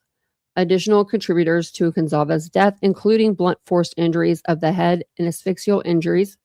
There were also punctures on the outer table of the skull, injuries to the teeth and tongue, and a hemorrhage into the chest cavities, according to the filing. It was also noted that neither of the girls had blood on the bottom or tops of their feet, indicating they were not upright or moving about the area at the time during the attack, which I think we all knew that. Like, tell us something we don't know. Okay, so last thing before we get to Kohberger's mom. He has his own, this Brent guy, he has his own TikTok. Found him on the old TikTok. Over here, I think he was like talking about Nancy Guthrie, and then I watched this one, and this one he's got some music playing, and it's talking about, let me see, the song is Black Smoke Rising, Greta Van Fleet. Just pretend like you can hear it. I don't know why okay. These are all pictures that we've seen. Dog, my brother in truth, what? Justice, what did I say? Justice and what? Justice and something, I don't know. Something dead. Weird. Okay. I can't wait to hear your thoughts. Like what?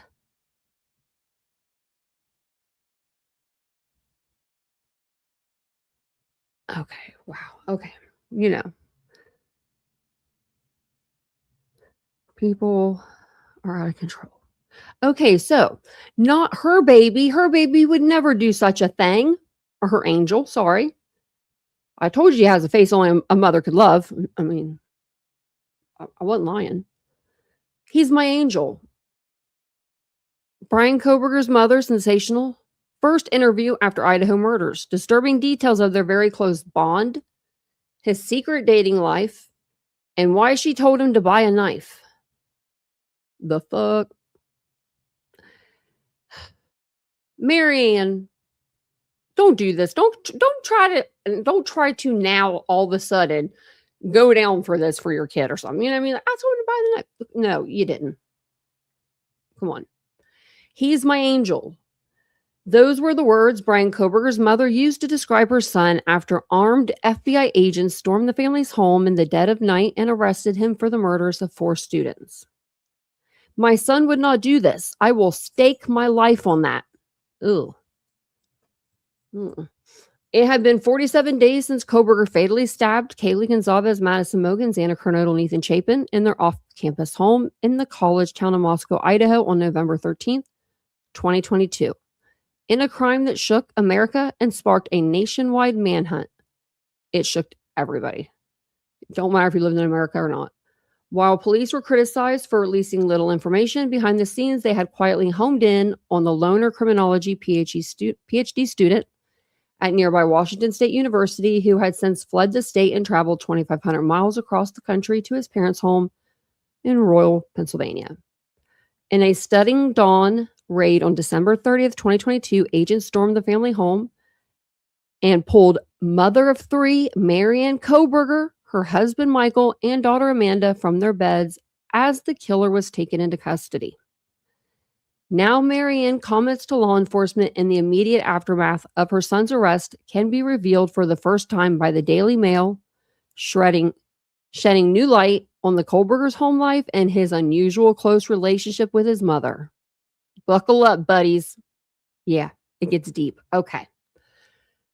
They come from transcripts and reports from Marianne's interviews with 3 FBI special agents that day and are set to be published in the upcoming book, Broken Plea. That's the only reason why I want to read it. Okay. It says, Broken Plea, the explosive search for truth behind the Idaho murders. Okay. So I don't know how he got her to talk to him when Peacock was offered $1 million. Okay. I don't understand. She's got the 80s hair though. I'm not gonna lie about that. Like, she done used a whole bottle of Aquanet on that. There is no way it stayed in place. I mean, it was staying in place like it was nobody's business. With his parents staying silent in the 3+ years since that day, aside for 2 brief, carefully crafted written statements, the comments offer the first glimpse into Marianne's thoughts about her only son's involvement in the murders. I wonder if this is actually her words. What if they just said it? Like, you know what I mean? I don't know. That would be bad, but I mean, they could. They reveal how a seemingly blindsided Marianne instantly insisted that her angel son could never, ever be a killer and that there must be some sort of terrible mistake. I think every mother would say that. No, I like the I don't have a problem with the Kohbergers, but her hair is her 80s. She has some 80s hair. I don't mind him. I actually feel bad for him. His dad's not doing good. His dad has like real bad heart. Like he ain't doing good. I feel for his mom. She might not have her husband for very many more years. They're both getting up in age. But I have sympathy for them, but at the same time, I have questions. I got questions. It says, he can never ever be the killer, and there must be some sort of terrible mistake. What's really going through my mind right now is that this is really, really bad mistake. What's going on? Like, what's happening here? She told the agents, we know who our children are, In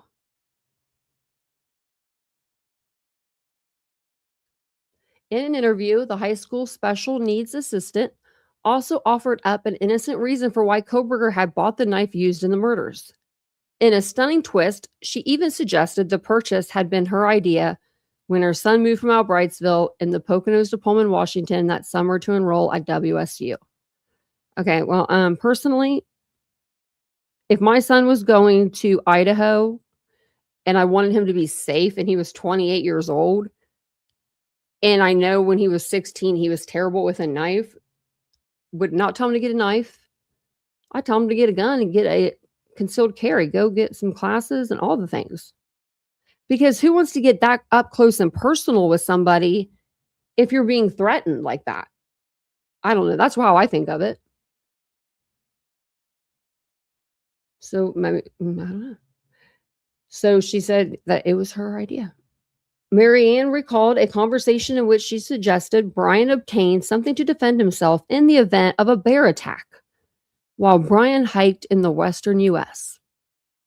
Why the fuck wouldn't she say get bear mace? Bear spray. You know they make that, right? I mean, you want him to get a knife to be up close with a bear? What is this? Who's going to be fighting a bear like that? Think of it. Think of how close you would have to be to a bear to stab it.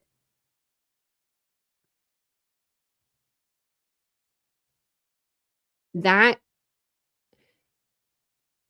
Marianne, it took you over 3 years to come up with that. Y'all ain't the brightest. I'm just gonna say it. I mean, you could have said anything. You could have said, I told him to get the knife to be like, just in case of somebody, a human, but a bear, get some bear spray. Like, or don't go that far in the woods. What? The agents added that, I'm sorry. Marianne. It's the name. It's the name. The agents added that Marianne did not know if her son had purchased anything for this purpose and was unaware of Brian's specific... Wait, hold on a second.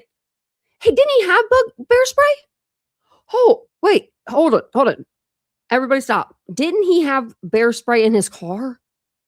I know it wasn't in the search warrant or in his apartment, or maybe not. Maybe that was a different case.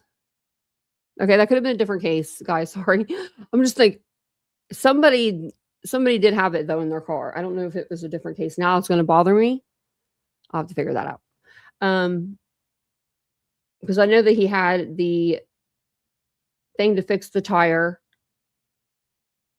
the things to put out in case you need to stop, like the little cones. And there's like a couple other things. The vitamins. Right, PKC?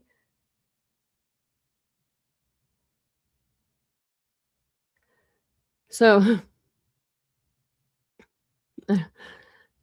I wish that I could ask my mom, like, what would you tell me at 28 years old?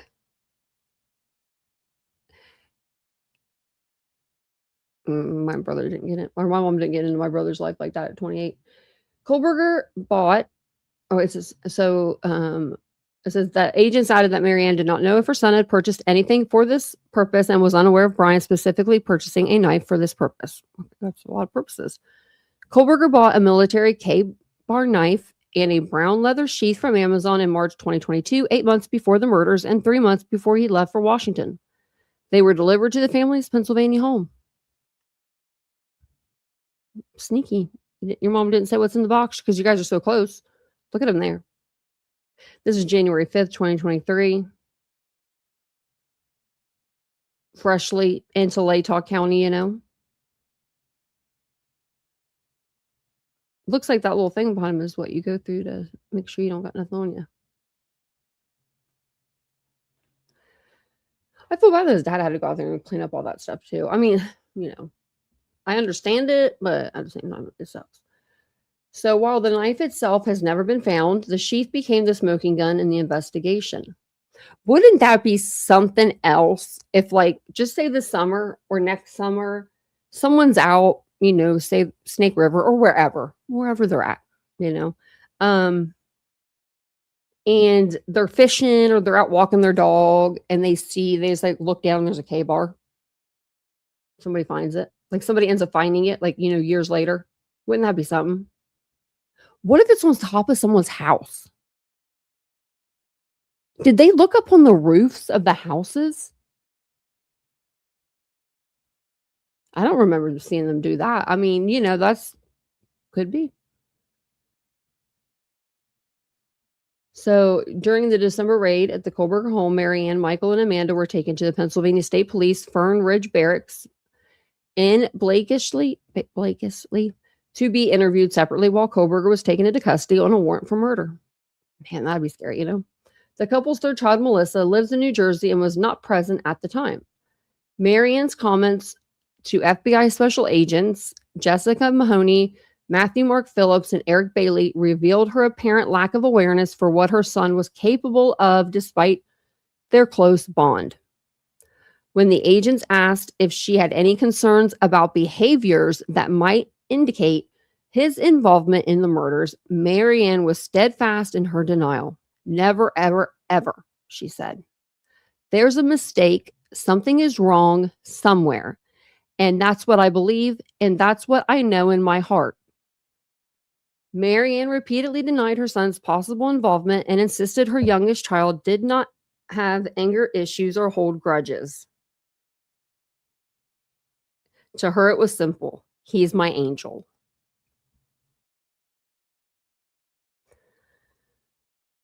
Of everyone in his life, Kohberger's mother confirmed that she was the person he spoke to and confided in the most. The pair would have mother and son talks, she said.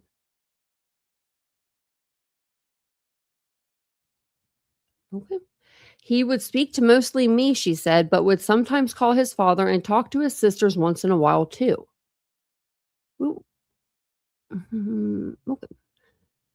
The Daily Mail previously revealed that Kohberger had an intensely close relationship with his mother, calling her multiple times and speaking for hours on the phone every day. Yeah, I mean, like the day that he murdered the morning he murdered 4 people, he was calling his mom at 6:30 in the morning. Mother, father. He named his parents' mother and father in his phone contacts and addressed them as such in text.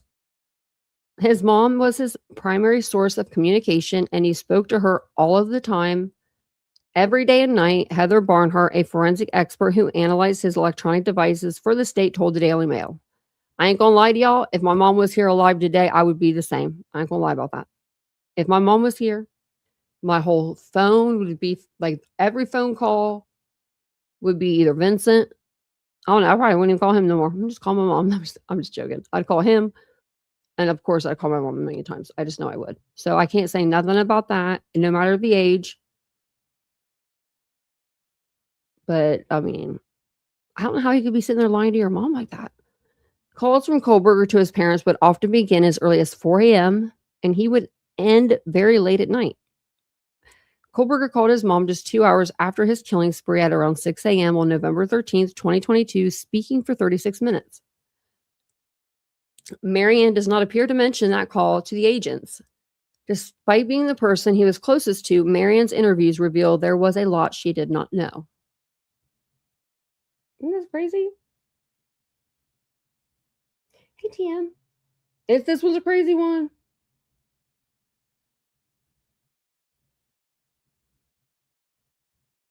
Okay. That sucks. You know. You think, oh man, that sucks. I don't have kids, but I couldn't imagine. Like, you think you know your kids and they do this? Like, hot damn. Like, I mean, this ain't stealing your sister's cell phone shit. This isn't getting in trouble because you forgot to get your plates renewed. This isn't, you know, a DUI and you hit someone and kill them. That would be terrible enough. This is intentional quadruple murder. And you're on the other side of the country. So I mean, what can you do? So Kohberger moved to Washington that summer, marked the first time he had lived outside the family home. As far as she was aware, he had adapted well to the move, seemed happy, and had been making friends, according to the transcript, though she didn't know the names of a lot of them. In reality, Kohberger's time in Washington was tumultuous.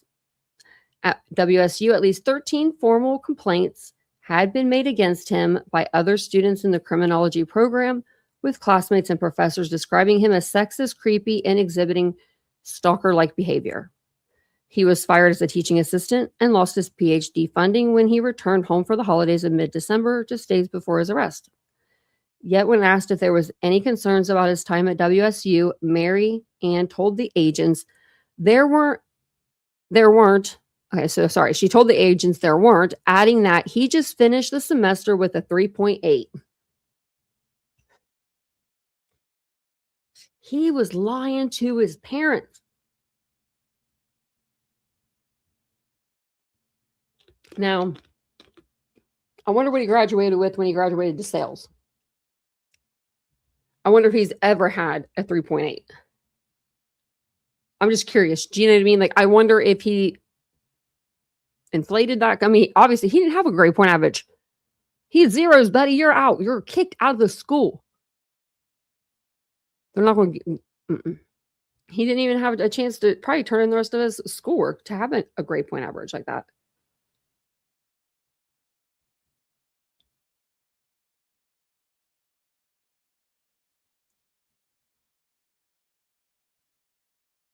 PKC, that sounds like me with my mom.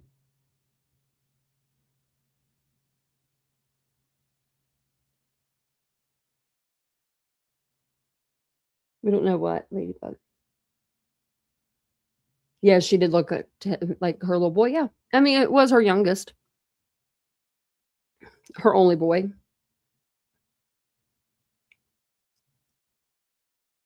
I called one time I was in a car accident. 3 weeks later, I got into another car. First time getting into a car. Got in a car accident. My mom woke my dad up and he wouldn't even wake up. He was like, you're messing with me, Cindy. Do not mess with me like that. And he went back to sleep. I'm like, I was at the hospital, like, where's everybody at? Hold on one second. We're pulling news really quick. We'll get back to this article.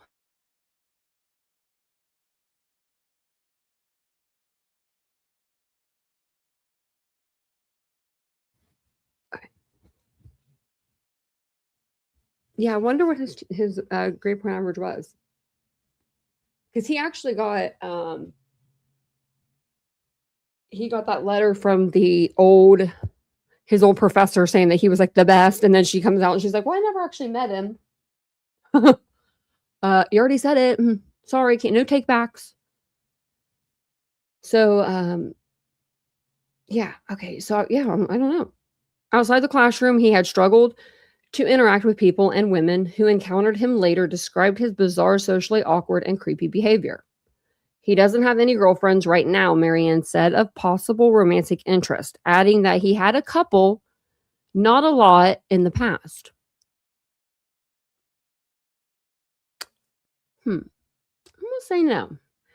He was not a party animal, not a drinker, but just a regular guy who liked running, being outdoors, and nature, she told the FBI.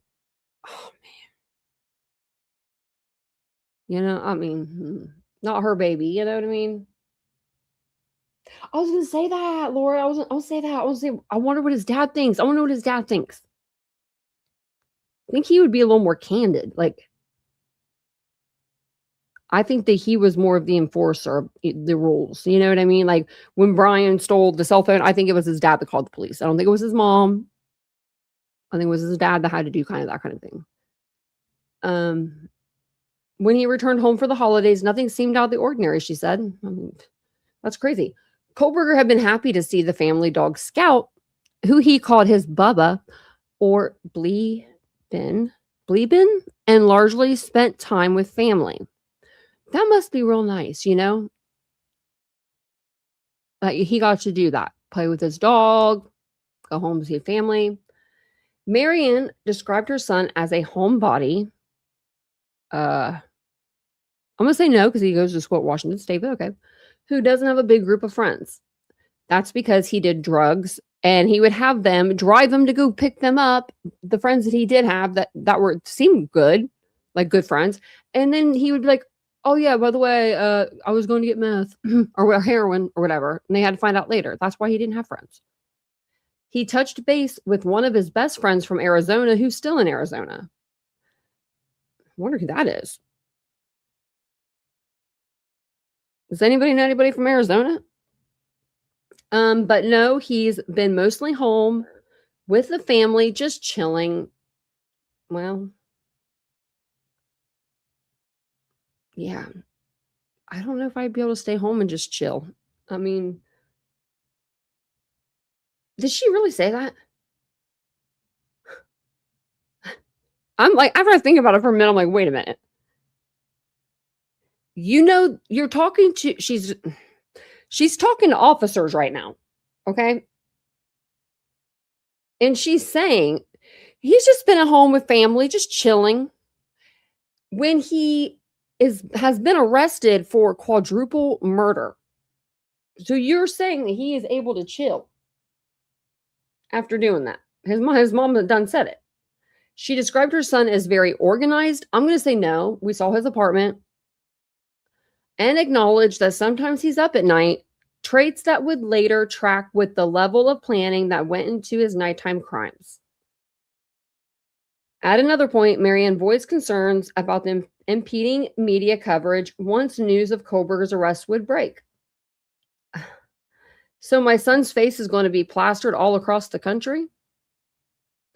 Yeah, Marianne, he is. Based on her comments to the FBI, Marianne believed her son was innocent and that his arrest for the murders of 4 young students was nothing but a really weird, catastrophic mix-up. This is a nightmare. This is an absolute nightmare, she said at one point. After fighting the charges for more than 2 years, Kohberger suddenly pled guilty to 4 counts of first-degree murder and 1 count of burglary in July, weeks before his capital murder trial was set to begin. Under a plea deal, he avoided the death penalty and was sentenced to life in prison with no possibility of parole while also waiving all rights to appeal. His parents, Marianne and Michael, attended his change of plea hearing, watching their son confess to his vicious crimes. 2 weeks later, Marianne was joined by Amanda at his sentencing. Michael and Melissa were absent. His dad probably said, "You're dead" to me, and walked away. Since then, Marianne has maintained her public silence about her son's crimes. Her daughter, Melissa, the only family member to speak out, told the New York Times that their mother prays for the victims and their families every single day. Are we sure?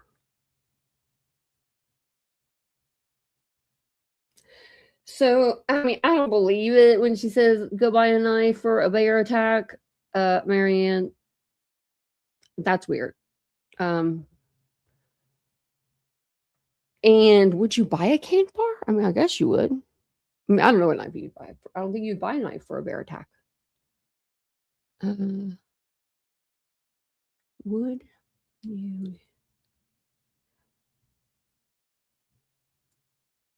I'm gonna say it's gonna say no because you'll be too close to the bear.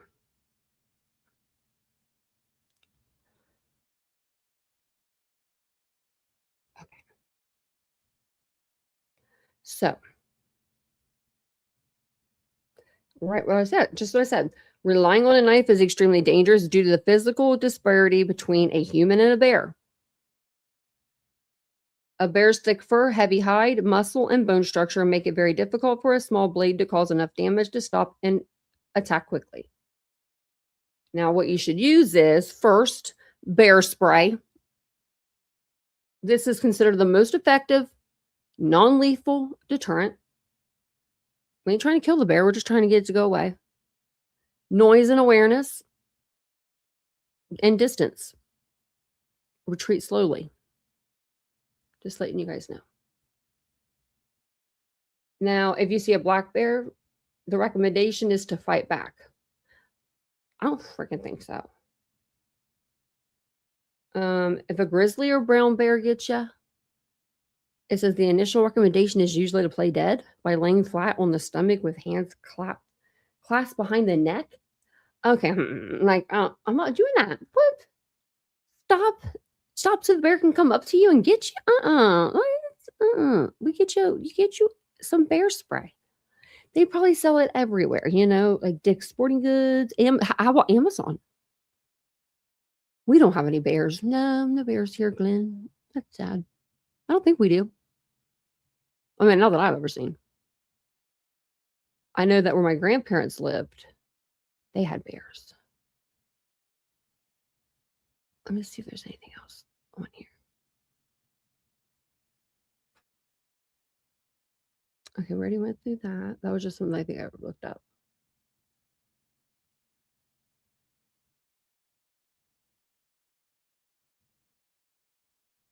Now I feel like we need to see how to fight off a bear. Oh, what was that? I just missed that. It was like,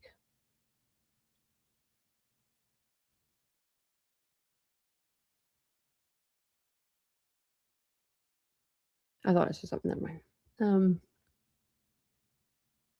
Is there anybody have any questions before I jump off here? Anybody have any? Yeah, questions, comments?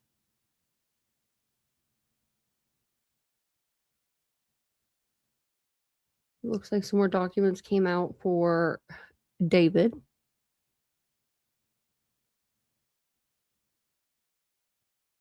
So that should be pretty interesting. We'll have to see on one of our lives what they say.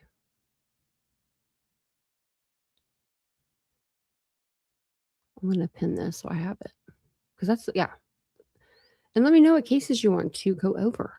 Now, Caleb Flynn, his case got postponed. Not postponed. I don't want to say postponed. It's still happening. But it's not on the 4th, which is okay for me because I'm still rocking a black eye. And, I'm not trying to put on makeup. I mean, I'm scared to put on face, skincare. I just feel weird. Like, I don't know. It's a weird feeling when your face is fuller than it was before. And like, I'm just, it's still kind of like, a little, it hurts a little, So I've been trying not to touch it at all. I've just been nervous. It makes me nervous. Oh, I didn't even read you the press release from Anne. Oh my God, we did that whole thing. I didn't even read let's read the press release really quick. April 28th, 2026. I wish I could have like an accent like Anne, but State versus Brian Kohberger. We are writing regarding the recent statements made by Brent Turvey. He was an expert hired by the defense late in the case. His confidentiality agreement was signed October 30th, 2024, and continues to this day. What? Are you going to get sued? I'd sue the shit out of you. The agreement with Mr. Turvey was crystal clear that all materials, as well as any opinions that he developed as an expert, were to be kept confidential. You in trouble. Mr. Turvey was reminded when the court lifted the non-dissemination order, the duty of confidentiality continued until he was released from it by the defense. Wow. So he can't even go back and be like, well, I didn't know they lifted the non-dissemination order. In his role as an expert, Mr. Turvey was asked solely to provide an opinion about the crime scene. Nothing else. Okay, well, you know, he told us a lot about a lot of things that weren't crime scene related. As such, he had access to view some items related to the case. He was one of many experts relied upon by the defense team in this case. You're one of many, Mr. Turvey. You're not special.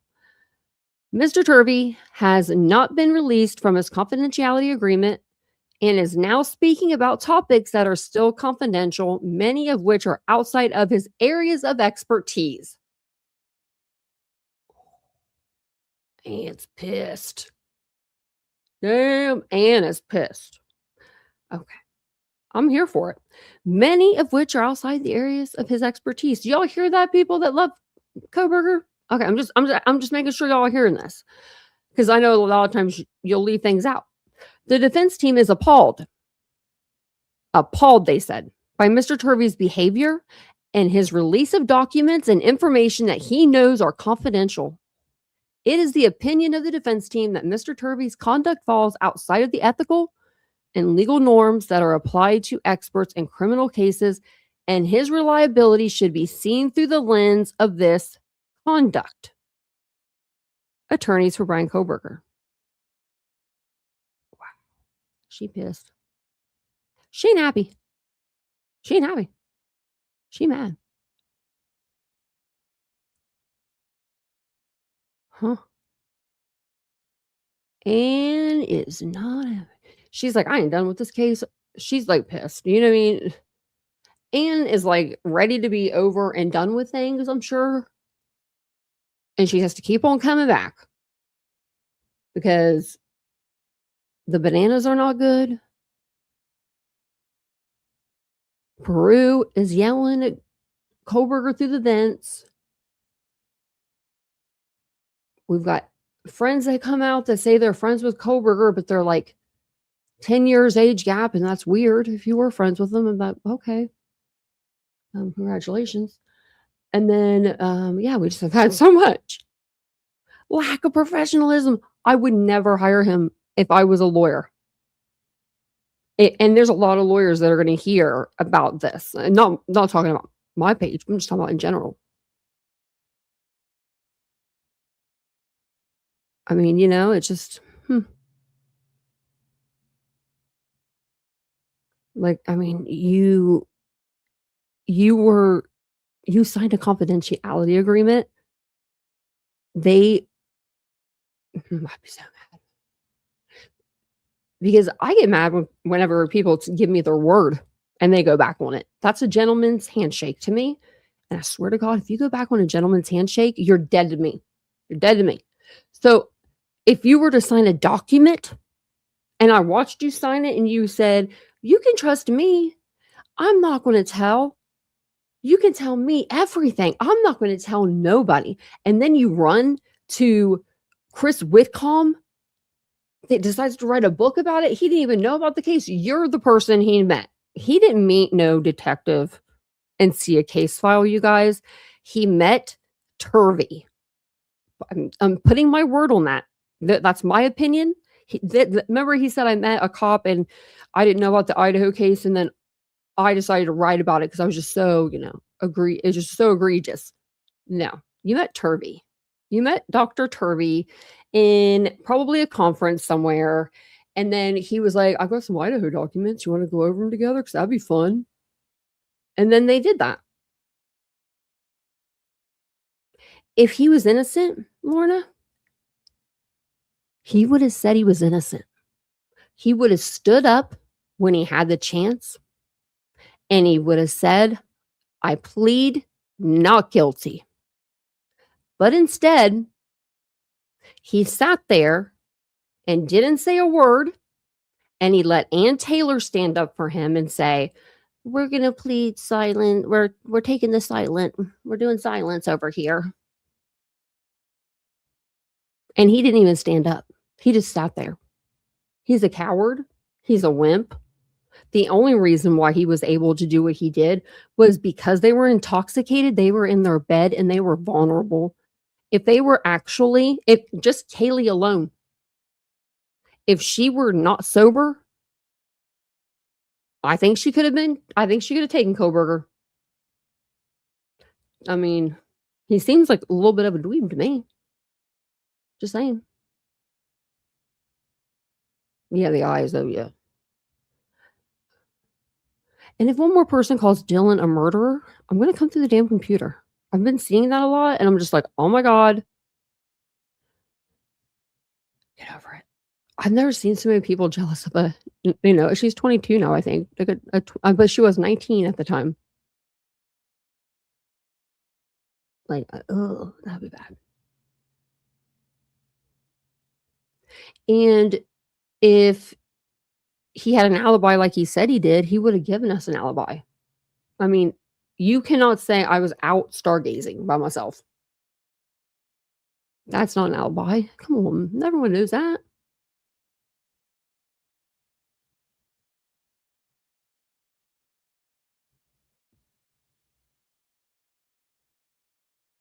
He knew what the state had on him. I mean, the state told him in the documents. He got the discovery. He got to see everything. He got to see all the evidence. He saw all the discovery. He saw everything that they had. That's why he pled guilty. That's why he pled guilty. He saw all the evidence. And he kept saying, I'm going to give you this. I'm going to give you that. I'm going to get this to exonerate me. I'm going to give you an alibi. I'm going to do this. And he could never do any of it. He could never pull through with any of that. And I think Ann was probably getting sick of saying, like, I mean, dude, can you give me something? Can you give me, you got anything that can get you out of this? And they had nothing. And they saw the evidence that they had, and they saw him on camera in his little white car, circling the neighborhood, and then peeling out like a bat out of hell. Turning on his phone right when he gets back to WSU. I mean, that was his dumbest thing. He should have just left his phone off till he got home. I mean, I don't know. He just put himself there. You know what I mean? He put himself in places he shouldn't have been. And then the one time his cell phone is at 100% battery, but he turns it off. That's sus. That's what we call circumstantial evidence. So, but I think that's all I got. Okay, I was going to tell you guys about. So I think that it's on the 7th. Let me check really quick since we're just here, and might as well just check.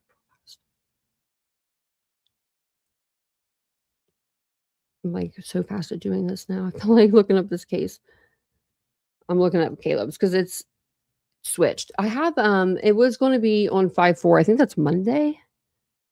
And now it's not. I heard. So we'll go down to events. Okay, so the attorneys had a conference today.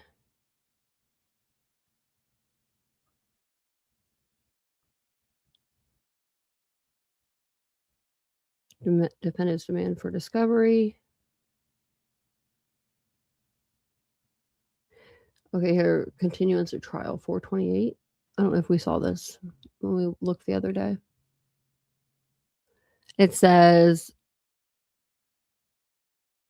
The court will hold a turning conference. That's today. It says grants defendant a continuance of the trial date. I think it's because they don't have some of the discovery, and it says motion to continue the 2-week jury trial in this case scheduled for May 4th. They have to hire an expert.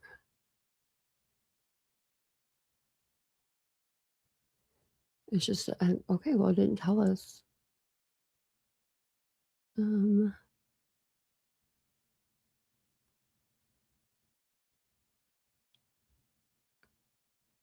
I'll have to keep checking because I think it's like a certain amount of days that they give. Yeah. So.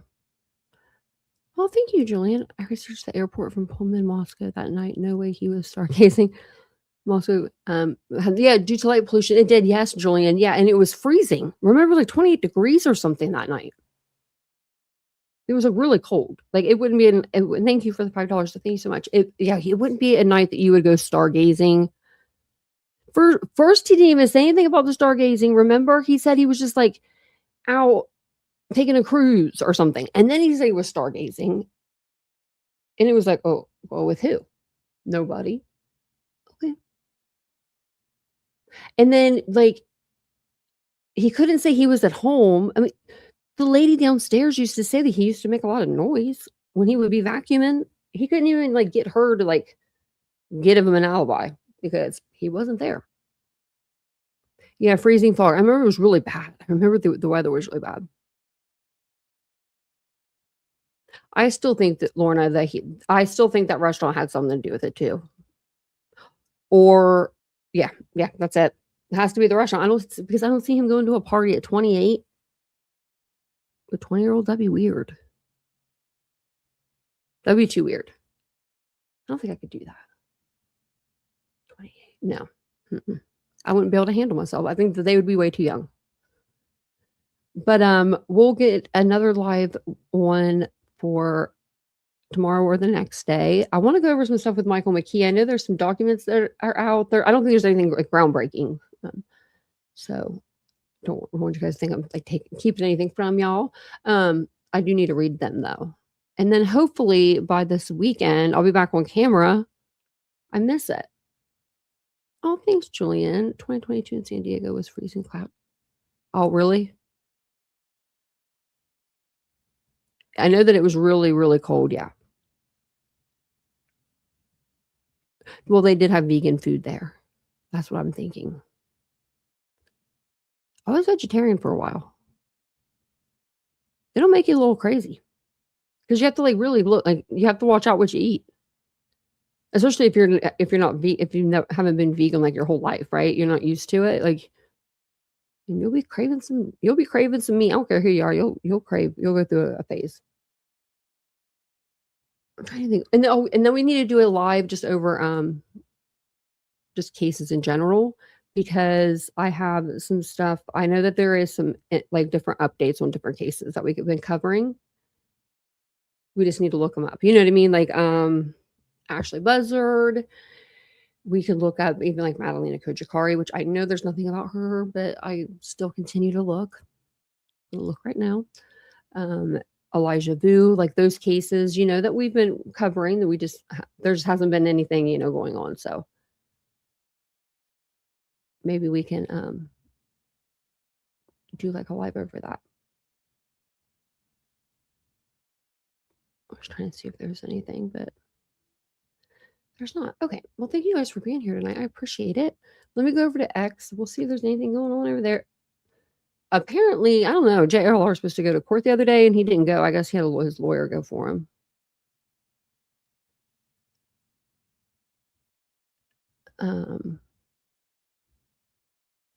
There's a lot of stuff coming out on David. We need to do a live over that. I guess. Prosecutors say David bought 2 chainsaws online and used them to dismember Celeste Rivas Hernandez's body in an inflatable pool in his garage. Investigators say fragments of that pole were found in the cut wounds on Celeste's body. Wow, this is worse than I thought. I mean, it's worse than can it be any worse? Can it be any worse? I don't know why. Some part about me thought maybe this guy didn't do this. And then when we didn't know for sure if she was dismembered or not, you know what I mean? Like that was kind of just like in the air. We weren't sure. We thought we had heard that she was dismembered, but then we were like, was she really? They're saying that he met her in 2022 when she was 11 years old.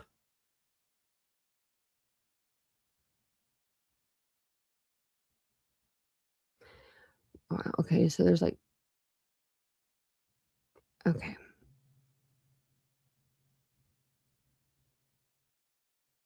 I know that I have the autopsy report. So I remember getting it I got that like a while back, I feel like. We can go over that. It's right there. Yeah. I forgot that I got that. It's probably, you know, it's probably bad, but we'll go over it. Probably maybe we'll do that tomorrow.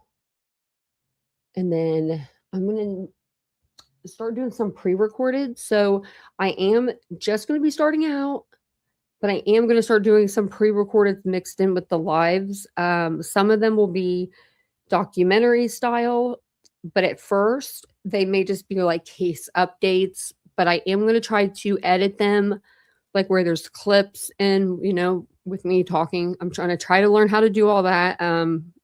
So you have some grace with me, but you'll see me on camera and everything, of course, because like I'm going to use my other camera to record it. But I thought it'd be really nice to do some pre-recorded videos in my chair, just something that'll like kind of stay out there in the YouTube algorithm a little longer than like a live stream will.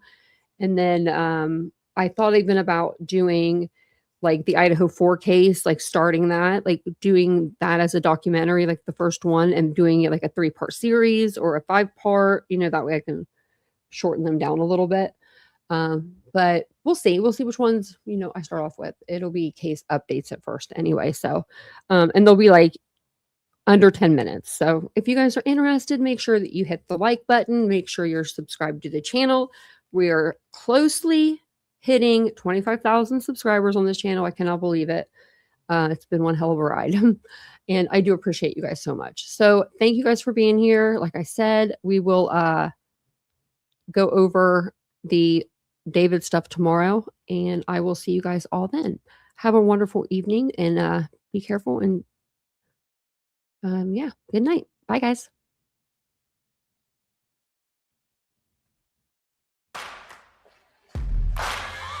Searching for greatness in a sea of the dying and shameless, a sea of the aimless. I don't want to be one of the nameless. I'ma wake up with the mindset that one day I'm gonna make it, and I don't think I'll be fine if I don't break my limitations.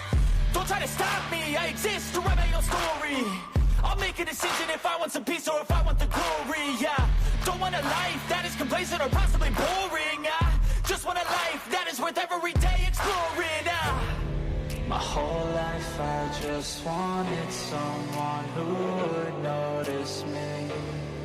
My whole life I just wanted to be somebody to be. Yeah, I just wanna be great. Yeah, I just wanna be great. Yeah, I just wanna be great. Yeah, yeah, I just wanna be great. Yeah, I just wanna be great. Yeah, I just wanna be great. Yeah, yeah,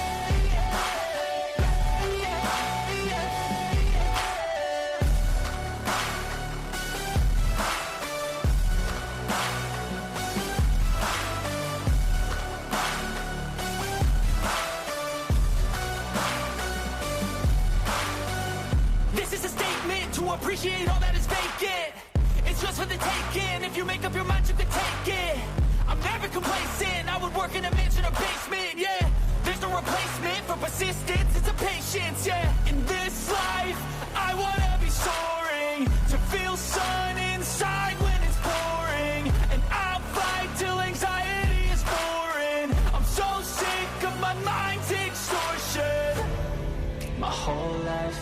just wanted someone who would notice me.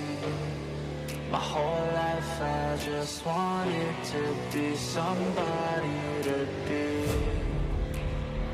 Yeah, I just wanna be great. Yeah, I just wanna be great. Yeah, I just wanna be great. Yeah, yeah.